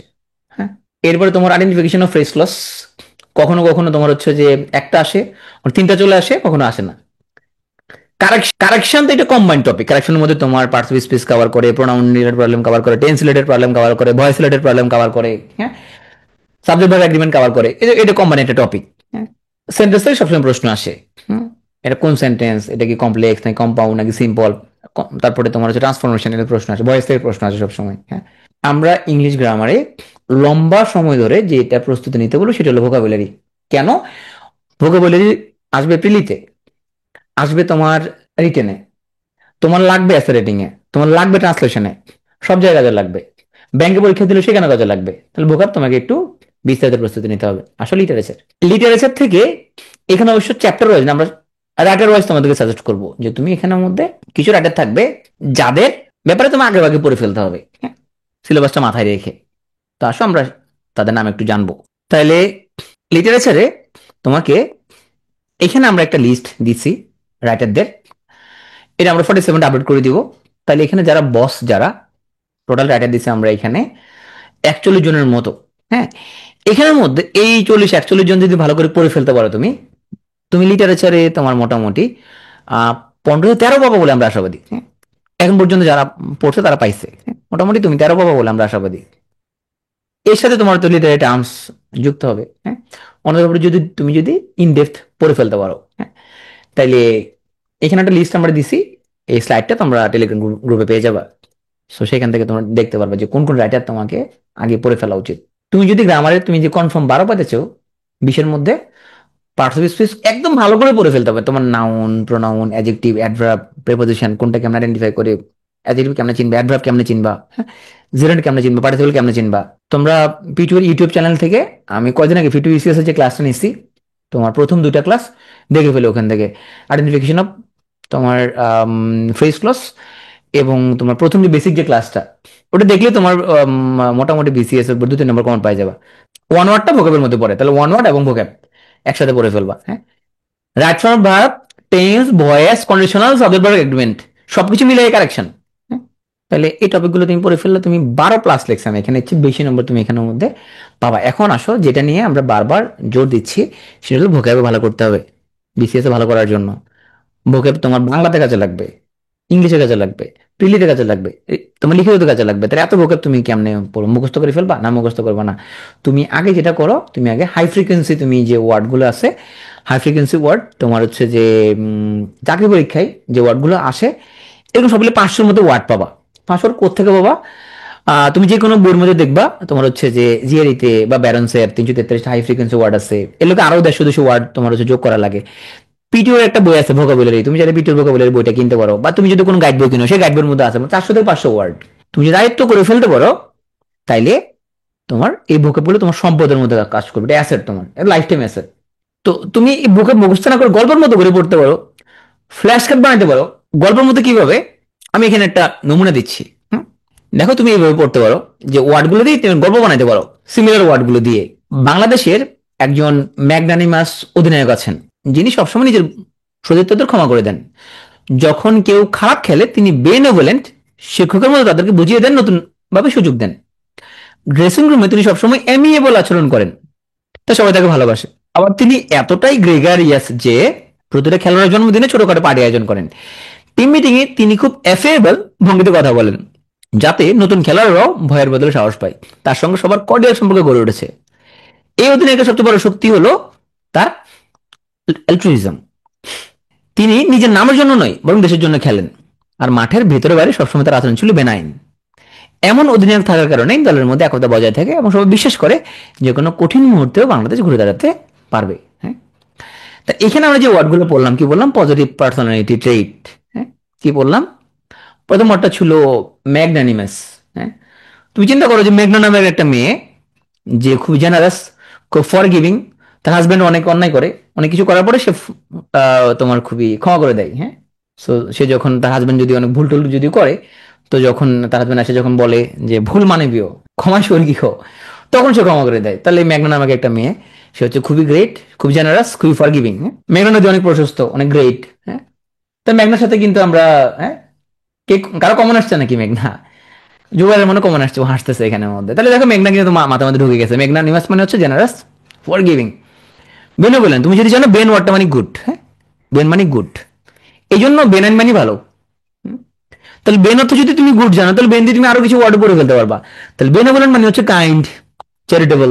হ্যাঁ, এমিয়েবল, স্প্যানিশ তোমার হচ্ছে যে অ্যামিগো মানে ফ্রেন্ড। হ্যাঁ, তো যারা খুব ফ্রেন্ড লাইক তারা এমিয়েবল। গ্রেগারিয়াস, গ্রেগ মানে গ্রুপ, তাহলে যে লোক গ্রুপে থাকতে পছন্দ করে সে গ্রেগারিয়াস। তো গ্রুপে থাকতে কে পছন্দ করে? গ্রুপে থাকতে পছন্দ করে সে খুব সোশিয়েবল, সামাজিক, সে খুবই। তাই যে সামাজিক সেই গ্রেগারিয়াস, যে গ্রেগে থাকতে পছন্দ করে, গ্রুপে থাকতে পছন্দ করে। তো অ্যাফেবল, আমরা বলতে পারি অ্যাফেকশনের জন্য যে অ্যাবল, যে অ্যাফেকশন প্রদর্শন করতে অ্যাবল, সে অ্যাফেবল। তাহলে কে অ্যাফেকশন প্রদর্শন করতে অ্যাবল? যে খুবই ইজি টু টক টু, যার লোক ইজিলি কথা বলা যায়। হ্যাঁ, যে খুব অমায়িক, বন্ধুত্বপূর্ণ, সে অ্যাফেবল। হ্যাঁ, কোরিয়াল সবাই জানো মোটামুটি, কোরিয়াল মানে ওয়ার্ম বা পোলাইট। হ্যাঁ, আসো অ্যালট্রুইজম, যার কাছে তুমি যখন হেল্প চাইবা তখনই বলবে যে ইয়েস, হ্যাঁ তুমি হেল্প করতে সবসময় রাজি, অল ট্রু। হেল্প করার সময় সে অল ট্রু, যে যাই তুমি হেল্প চাও না কেন সবসময় সে হচ্ছে যে অল ট্রু বলে। হ্যাঁ, তো কেউ কেউ আবার তোমার হচ্ছে যে আবার সব জেন্ডারকে সমানভাবে হেল্প করে না। হ্যাঁ, এটা হোস্টেলের কাহিনী বলছিলাম আমি তোমাদেরকে, যে আমাদের মেল হোস্টেলে কিছু ছেলে ছিল এরকম, যে গার্লস হোস্টেল থেকে কোনো মেয়ে যদি বলতো রাত 9টা বাজে, কে আমাকে একটা খাতা এনে দাও তো একটা, আমি এখনই আসতেছি। হ্যাঁ, আমার এখানে একটা কলম এনে দাও, কে এখনই আসতেছি, আমার এত রাতে সিঙ্গারা খাইতে ইচ্ছা করতেছে। তো বয়েজ হোস্টেল থেকে দূরে গার্লস হোস্টেল থেকে সে যায় হেল্প করতেছে। হ্যাঁ, তো এই ধরনের ব্যক্তিরা আসলে তোমার হচ্ছে অ্যালট্রুইস্ট। হ্যাঁ, ওরা ছেলে বন্ধুদের আবার হেল্প করে না, ছেলেদের সে ইয়ে করবে না। তো এই ধরনের ব্যক্তিরা বোঝা যাচ্ছে সব সময় হেল্প চাইলেই ওরা অল থ্রু সব সময় ওরা হেল্প করে।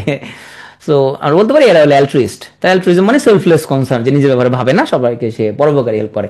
ওই যে বেন ওয়ার্ড বলছিলাম, বেন মান ভালো, তাহলে বেন মানে হার্মলেস, জেন্টেল। এইভাবে তুমি গল্পের মতো করে যদি তুমি, এখানে আরেকটা গল্প আছে, সো এটা আর বলতেছি না। এই ওয়ার্ডগুলো শুধু একটু যদি সংক্ষেপে যদি বলি, তাহলে আমরা পজিটিভ পার্সোনালিটি ট্রেট যখন বললাম, নেগেটিভ আমরা এরকম বলতে পারি। যেমন ধর আমরা বলছিলাম বেন মানে ভালো, তাহলে মেল মানে খারাপ, তো ম্যালেভোলেন্ট মানে হচ্ছে ইভিল মাইন্ডেড, খারাপ লোক। হ্যাঁ, বুরিশ আমরা বলছিলাম যে একটা বয়স্ক বাড়িওয়ালা, হ্যাঁ, ওখানে মধ্যে বাড়িওয়ালি, সে অনেক বয়স্ক, সে হলো বুড়ি, সে ব্যাচেলরদের একদম পছন্দ করে না, ব্যাচেলরদের প্রতি সে খুব রুড, মানে তার আচরণ খুবই বুরিশ, হ্যাঁ, বুড়ির মতো আচরণ করে, খুব রুড। হ্যাঁ, ব্যাচেলর ছেলেদের কিছু একদমই দেখতে পারে না, শুনলে সে তেলে বেগুনে জ্বলে ওঠে। আমরা দোয়া করি যে তার মেয়েকে যাতে সে কোনো ব্যাচেলরকে যাতে বিয়ে না দেয়। হ্যাঁ, কি বলো, ব্যাচেলরকে আপনি কেউ দেখতে পারে না, ঘর ভাড়া চাইলেই কয় যে, যদি বলি আন্টি আমি একটা বাসা নিবো, ব্যাচেলর বাসা হবে কিনা, এটা শুনলে লাইন কেটে দেয়, মানে কথাই বলে না সে। হ্যাঁ, তো এরকম বাড়িওয়ালি যারা, সো বয়স্ক বাড়িওয়ালি, বুড়িশ, হ্যাঁ, রুট, ইল ম্যানার্ড, হ্যাঁ, বেলিজারেন্ট। তো তুমি চিন্তা করতে পারো এরকম যে তোমার যুদ্ধের বেল বাজাইতে সবসময় একটা বেল নিয়ে বসে থাকে, এবং কিছু বললে যুদ্ধের বেল বাজায় দেয়। হ্যাঁ, বেলিজারেন্ট মানে ব্রাউন ব্যারিয়ার সিমটম, মানে কিছু হইলে মারামারি লেগে যায়, খুব অ্যাগ্রেসিভ, ওয়ার লাইক। হ্যাঁ, সবসময় একটা ওর একটা বেল থাকে, এবং কিছু একটা বললে সে বেলটা বাজায় দেয়, যুদ্ধে সে নামে পড়ে।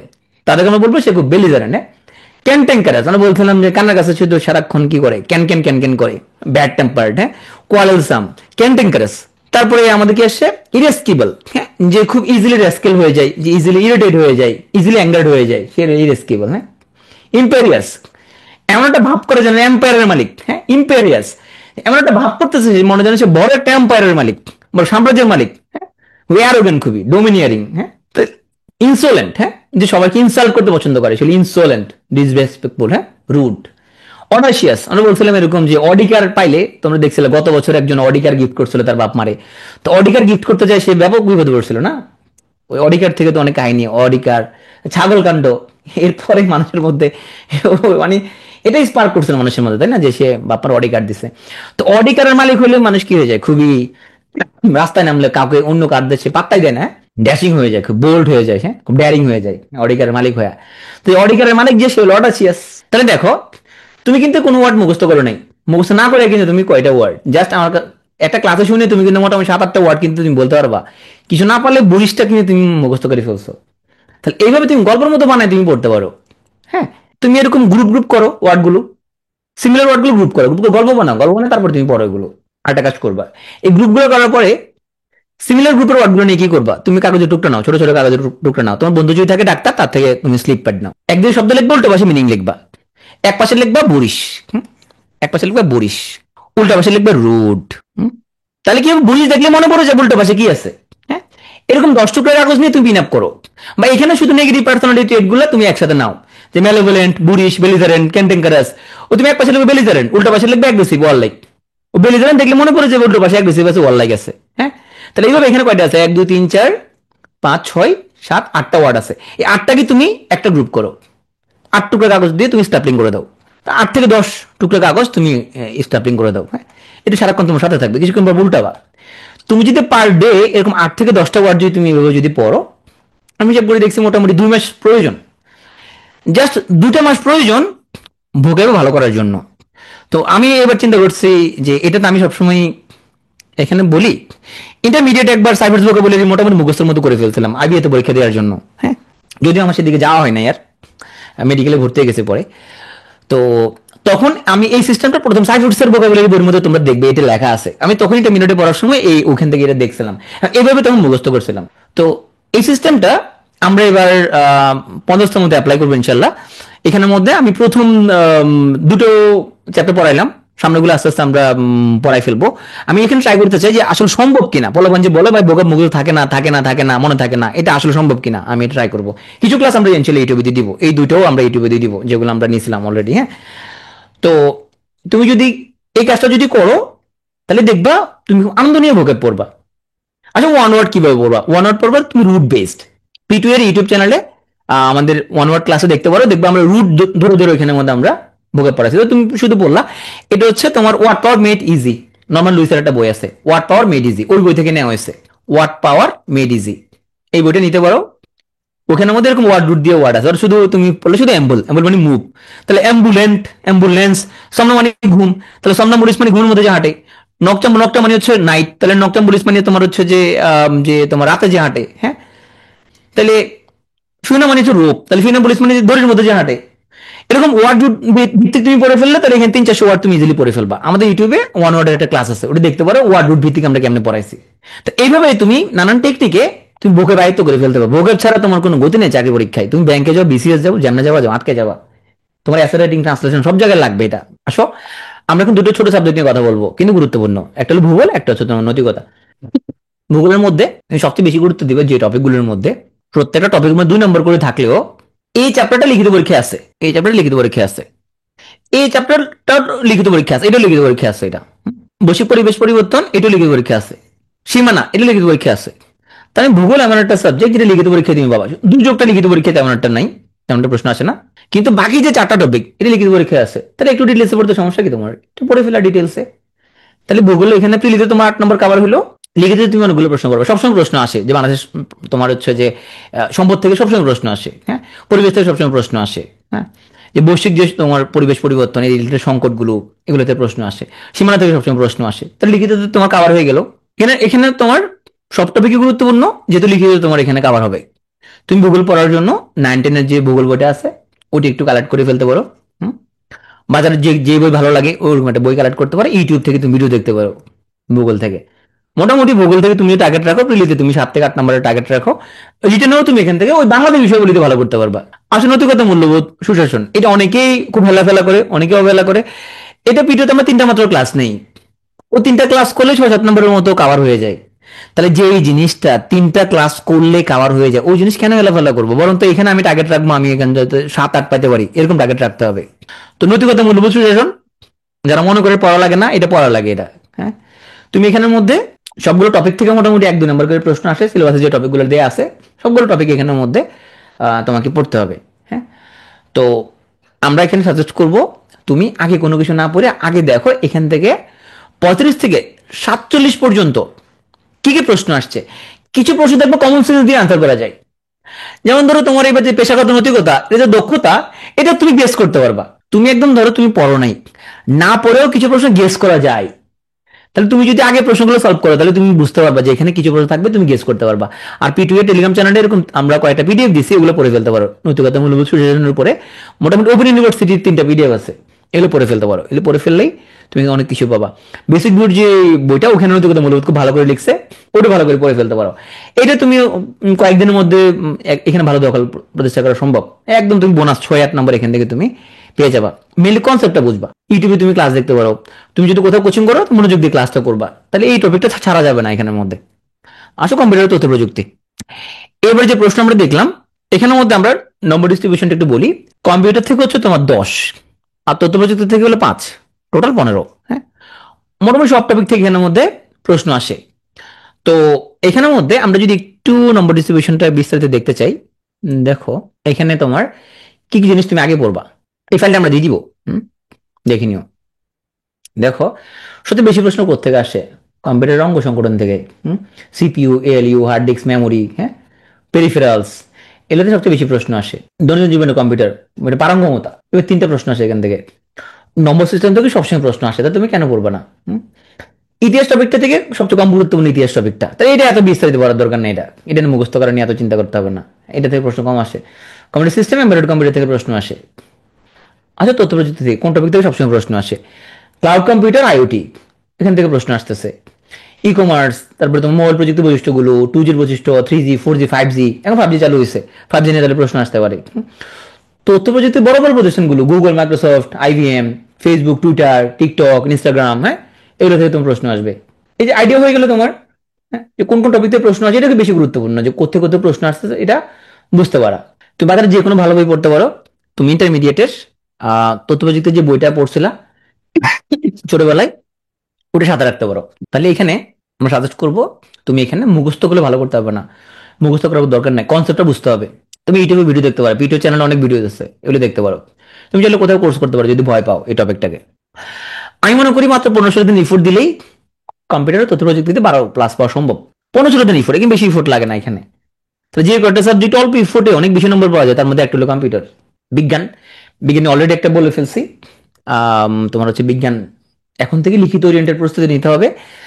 যারা সায়েন্সের তুমি টার্গেট রাখবা 12+, 12, 13, 14 যত নম্বর পাইতে পারো। আর্টস কমার্স টার্গেট রাখবা 8+, 8, 9, 10 যত নম্বর তোলা যায়। বিজ্ঞানের 3টা পার্ট, ভৌত বিজ্ঞান মানে ফিজিক্স কেমিস্ট্রি পার্টটা, জীববিজ্ঞান এবং আধুনিক বিজ্ঞান। হ্যাঁ, সবগুলো থেকে সিলেবাসে 5 নম্বর দেওয়া থাকলেও একটু কম বেশি হইতে পারে এখানের মধ্যে, কিন্তু মোটামুটি তোমার সবগুলো টপিকে পড়া লাগবে, কোনো কিছু বাদ দেওয়ার নাই এখানের মধ্যে। আমরা যে একটু দেখি যে এই বছর প্রশ্নের মধ্যে কি কি আসছে, সেম জিনিস দেখতে পাবো, কোনো টপিক বাদ দেয় নাই, সব টপিক থেকে মোটামুটি প্রশ্ন আসছে সিলেবাসে যা যা আছে। এই ফান্ডটা যদি দিয়ে দিব আমি সেই জন্য আর বেশি বলতেছি না এখানের মধ্যে। 47 যদি দেখো, দেখো ভৌতবিজ্ঞান থেকে কয়টা আসছে, তরঙ্গ শব্দ থেকে 2টা, আলো থেকে 2টা, 4টা, শক্তি থেকে একটা 5টা, তারপরে 7টা, 8টা চলে আসছে তোমার। হ্যাঁ, ভৌতবিজ্ঞান থেকে 8টা আসছে। বায়োলজি থেকে একটু কম আসছে এবার। হ্যাঁ, আধুনিক পদার্থবিজ্ঞান থেকে তোমার প্রশ্ন আছে করে 3, 4, 5। বায়োলজি থেকে একটু কম আসছে, অন্য সময় কি হয় বায়োলজি থেকে একটু বেশি আসছে, তোমার ওই যে ভৌতবিজ্ঞান থেকে একটু কম আসছে, এরকম হতে পারে।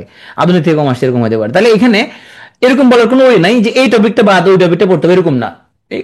এক একবার এক এক টপিক থেকে প্রশ্ন বেশি দেয়, কখনো ভৌতবিজ্ঞান থেকে বেশি দেয়, কখনো আবার তোমার ওই যে জীববিজ্ঞান থেকে বেশি দেয়। এটা ইচ্ছা পিএসসির। তো বিজ্ঞানী আমরা যে তোমার কোয়ারিটা পাই যে ভাইয়া আমি কি বিজ্ঞান আসলে পারবো, আমি তো সায়েন্সের না ভাই।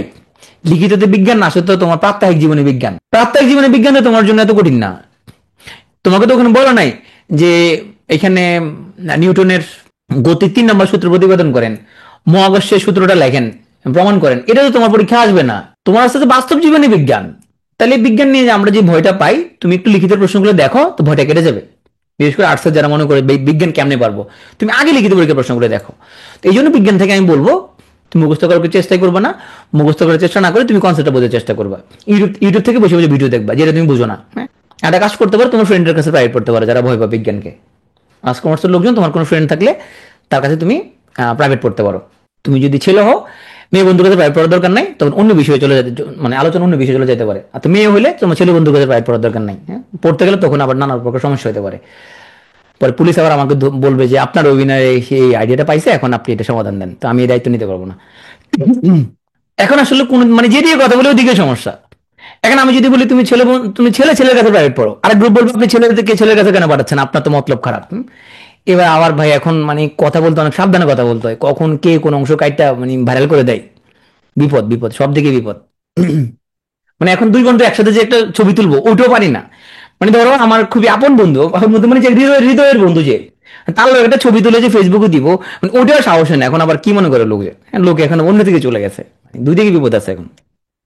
আসো আমরা যে দুটো সাবজেক্ট নিয়ে বলে নেই একদমই, সেটা হচ্ছে বাংলাদেশ বিষয় বলে এবং আন্তর্জাতিক। একটু ডিটেলসে আসি। বাংলাদেশে আগে এই মান বন্টনটা মেনটেন করা হইতো না, মানে জাতীয় বিষয়গুলি থেকে এই 6 নম্বর মেনটেন করা হইতো না। এইবার আমরা মোটামুটি দেখলাম এটা মেনটেন করছে, তার মানে সামনেও কিন্তু এরা মেনটেন করবে। মোটামুটি এবার মেনটেন করার ট্রাই করছে, সংবিধান, ইতিহাস, কৃষি, জনসংখ্যা মোটামুটি মেনটেন করছে। তা তুমি ধরে রাখতে পারো ওরা এবারও মেনটেন করবে। তাহলে এখানে দেখো ছোট টপিক কোনগুলো, কৃষি, জনসংখ্যা, অর্থনীতি, এটা একদম পেইড টপিক। শিল্প, সংবিধান, ভয় লাগে কোনগুলো, ভয় লাগে ইতিহাস, প্রাচীনকাল থেকে একদম 2025 সাল পর্যন্ত। তাইলে তুমি যদি তোমার প্ল্যানে যদি একটা স্ট্র্যাটেজি সাজাও যে আমি যদি ইতিহাসটা যদি পড়তে ভালো না লাগে, তাহলে কৃষি, জনসংখ্যা, অর্থনীতি, শিল্প বাণিজ্য, সংবিধান এগুলো ভালো করে পড়ে ফেলবো, তাহলে কিন্তু তোমার এখানে জিকেতে ভালো করা পসিবল। কিছু মনে করো ভাই ইতিহাসটা আমার কাছে একটু ভয় লাগে, একটু কম পারি, একটু কম ডিপে যেতে চাই আমি, তাও সম্ভব ভালো করা। আগে যেটা হইতো যে ইতিহাস থেকে দেখো 12টা আসছে, 14টা পর্যন্ত প্রশ্ন আসছে ইতিহাস থেকে। এবার একটু দেখি কি অবস্থা।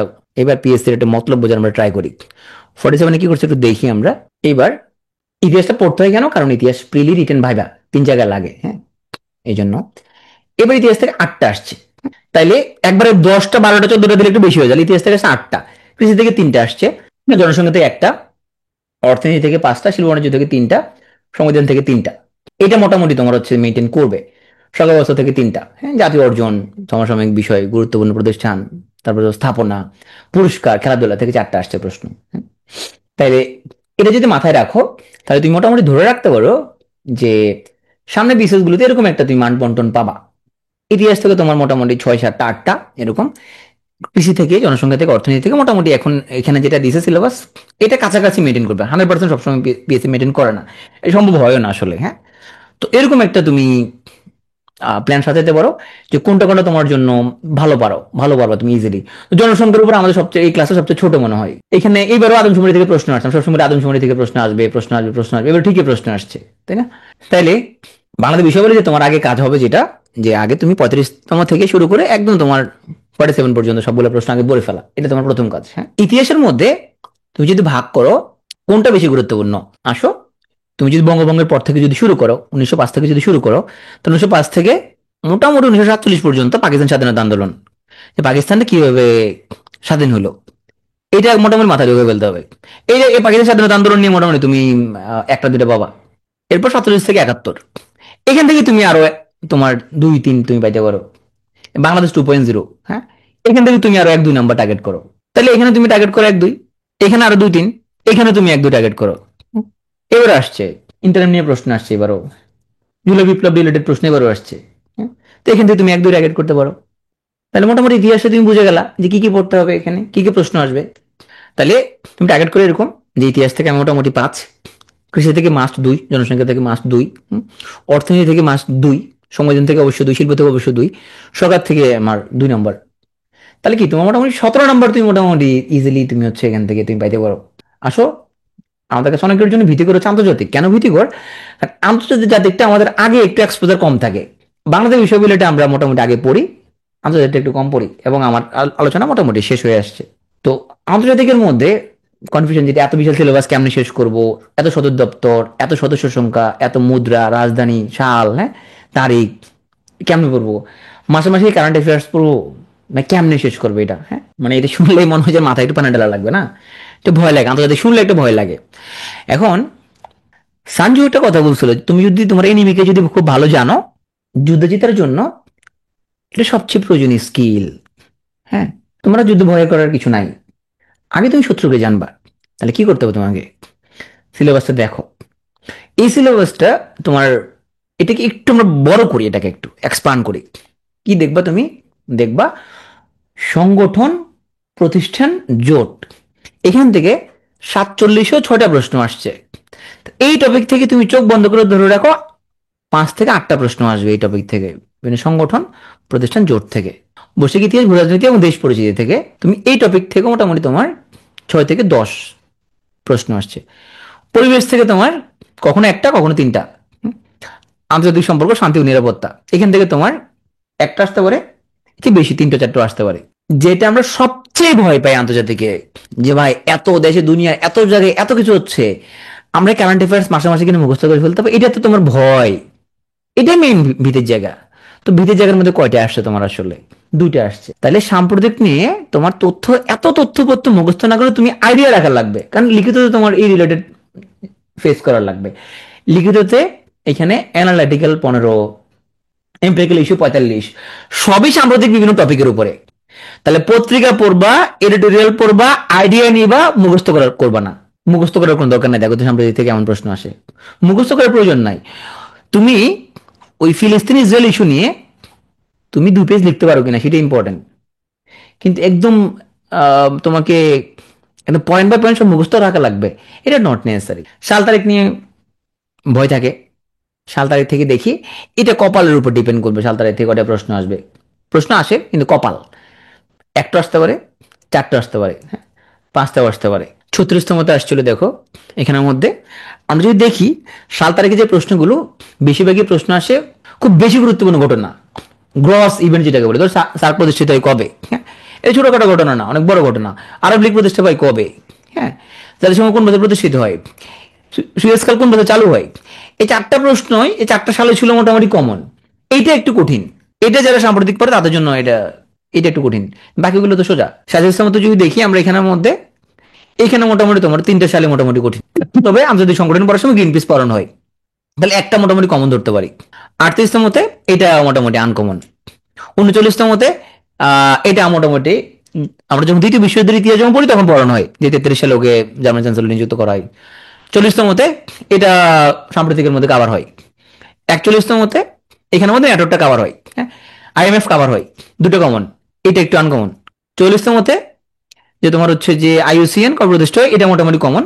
এটা তখনকার সময়ে তোমার হচ্ছে যে যেহেতু তোমার ওই যে রাশিয়া ইউক্রেন প্রাসঙ্গিক তখন সেই জন্য এটা কমন।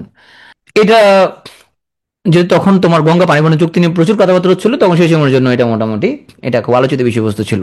45তম এটা মোটামুটি কমন। এটা আনকমন।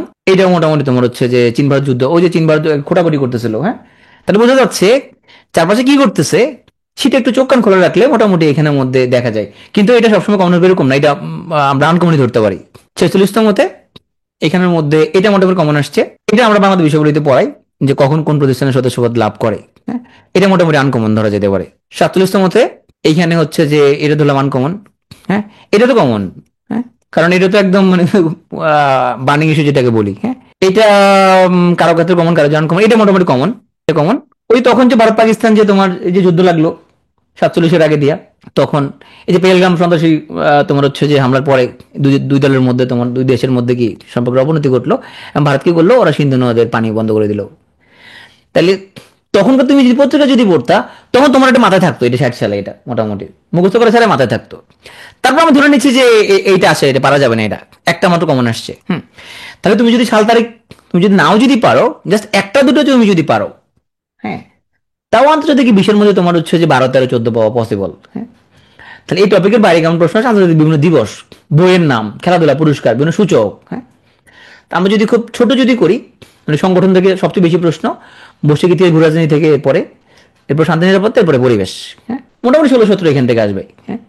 এখন যারা বলো যে ভাই আমি কি আরো একটু কনসার্চ করতে পারবো, একটা ছোট করতে পারবো, হ্যাঁ, তুমি যদি দক্ষিণ এশিয়া, যুক্তরাষ্ট্র, যুক্তরাজ্য, ইউক্রেন, রাশিয়া, চীন, জার্মানি, জাপান, কোরিয়া উপদ্বীপ, অস্ট্রেলিয়া, মধ্যপ্রাচ্য, প্রাচীন সভ্যতা, এইটুকু যদি তুমি যদি আসো তাহলে দেখবা ইতিহাসের মধ্যে এখানের মধ্যে যদি তুমি যদি থাকো তো মোটামুটি 5 থেকে 6 নম্বর তুমি আশা করতে পারো, 5 থেকে 6।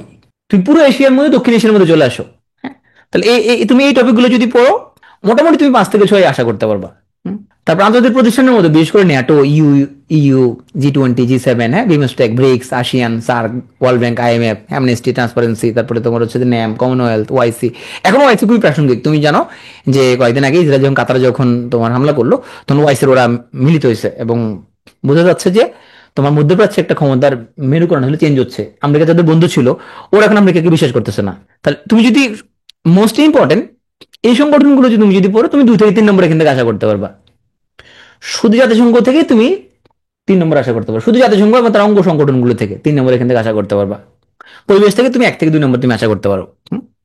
টোটাল এখানে যে টপিকগুলো আমরা বললাম, যারা মনে করতেছে যে ভাই আমি আন্তর্জাতিকটা আরো একটু গোছায় দেন, তাহলে যে টপিকগুলো বললাম এগুলো থেকে তোমার মোটামুটি তোমার 12-13-এর মতো তুমি আশা করতে পারো, যেহেতু আন্তর্জাতিক অনেকের জন্য একটা আহ ভীতিকর।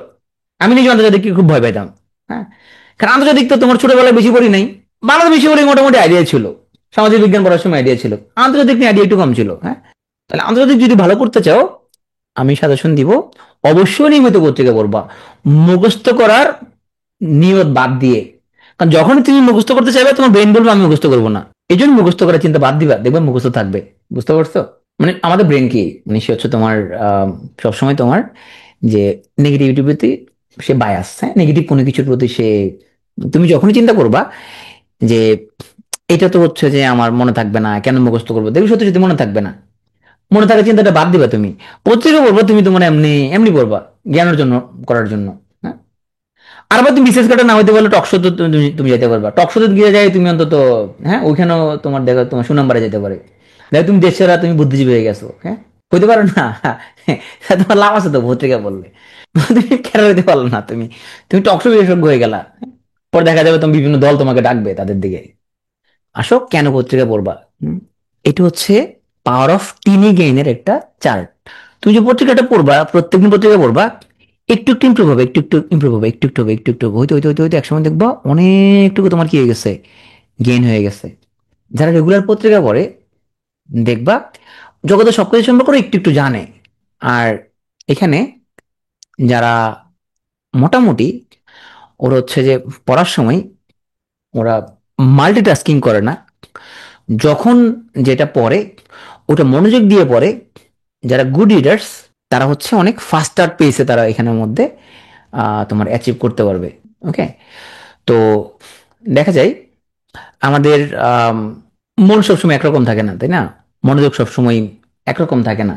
হ্যাঁ, তুমি মাল্টিটাস্কিংটা যদি অ্যাভয়েড করো, তুমি যখন পত্রিকা পড়বা বা কোনো বই পড়বা তখন ওটার দিকে তুমি ফোকাস দিও। হ্যাঁ, অন্যের দিকে ফোকাস না দিয়ে তুমি ওটাই তখন পড়ো, ওটা মনোযোগ দিয়ে পড়ো, ওটার ভিতরে তুমি ঢুকে যাও, ওই আধা ঘন্টা শুধু ওই কাজের জন্য বরাদ্দ করো। অনেকের প্রশ্ন হচ্ছে ভাই ফ্রিলির জন্য কি কোথাও কোচিং করার দরকার আছে কিনা?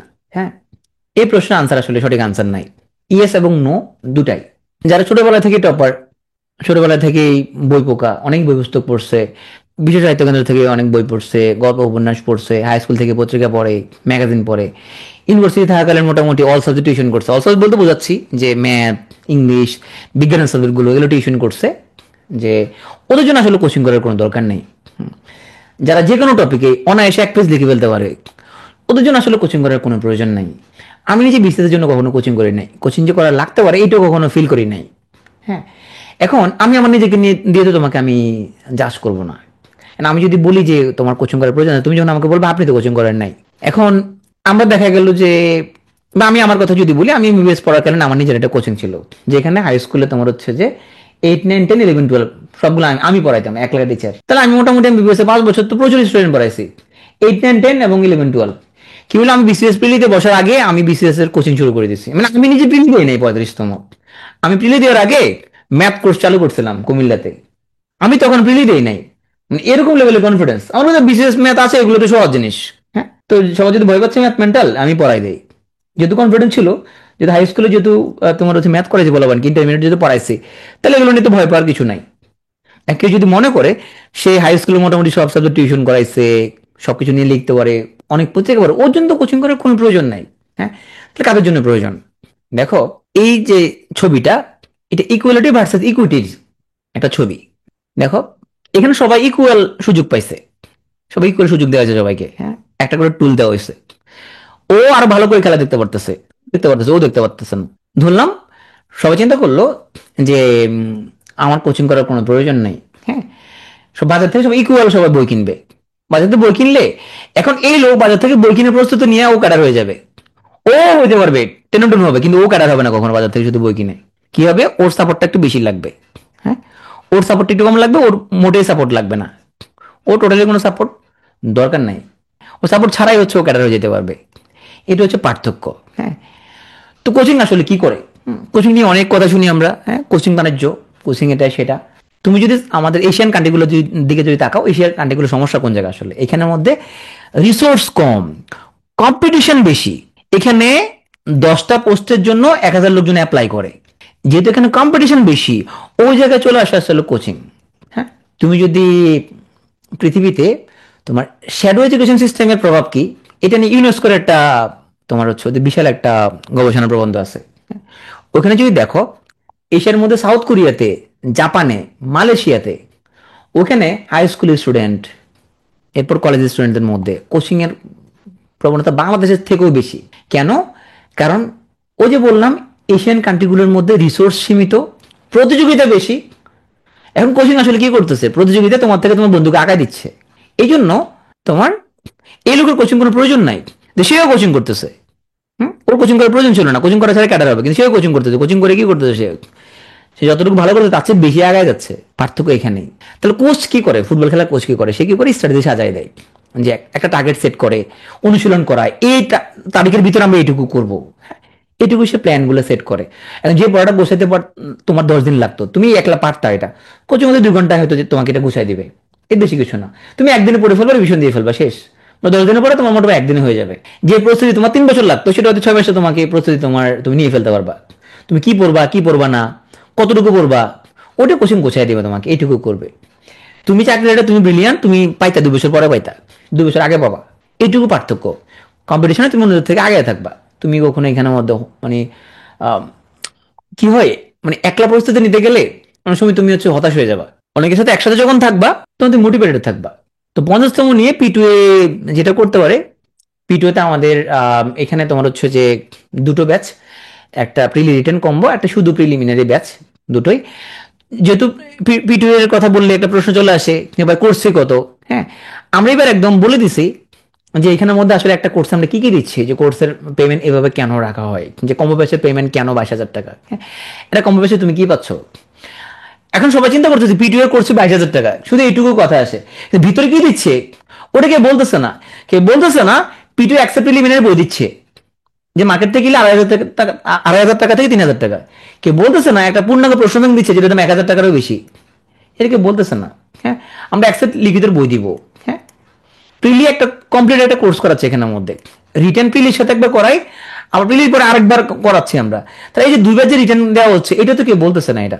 হ্যাঁ, রিভিশন প্রোগ্রাম যে আমরা করতেছি, তাহলে এটা এটা তো আসতেছে না। এই যে রিভিশন আমরা চিন্তা করছি এবার সবই লিখে দিব যে এখানে কি কি করানো হয় এখানের মধ্যে। তাহলে শেষ মুহূর্তে রিভিশন প্রোগ্রাম আমরা অ্যারেঞ্জ করি। হ্যাঁ, পূর্ণাঙ্গ মডেল টেস্ট ব্যাচ করা হয়, তুমি একদম মডেল টেস্ট দিতে পারতেছো, সবার সাথে তুমি মেজার করতে পারো তুমি কোন অবস্থানে আসো। হ্যাঁ, এই যে 24/7 মেন্টর সাপোর্ট, তুমি যে পড়াটা বসেছে তোমার হচ্ছে তুমি আটকাই গেছো, তুমি এখানে খুঁজতেছো ওখানে খুঁজতেছো, ওটা না করে তুমি যখন টেলিগ্রাম সাপোর্ট গ্রুপে যখন তুমি আস্ক করতেছো, সাথে সাথে মেন্টররা রিপ্লাই দিচ্ছে, তাহলে ওটা একটা ভ্যালু আছে না?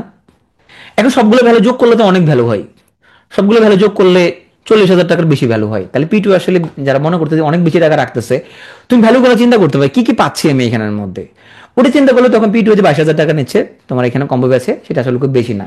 আর শুধু প্রিলি ব্যাচ যদি বলি, তাহলে শুধু তুমি একটা প্রিলি ব্যাচে কি কি পাচ্ছ, এখানে অ্যাক্সেপ্ট বই পাচ্ছ, প্রিলির একটা কোশ্চেন ব্যাংক পাচ্ছ, হ্যাঁ, প্রিলির একটা ফুল একটা কোর্স পাচ্ছ, মেন্টর সাপোর্ট দিচ্ছে, ডিভিশন দিয়ে দিচ্ছি আমরা। হ্যাঁ, মনিটর দিতে পারতেছো, সব মিলে তুমি তো ভ্যালু পাচ্ছ 25,000 টাকার বেশি।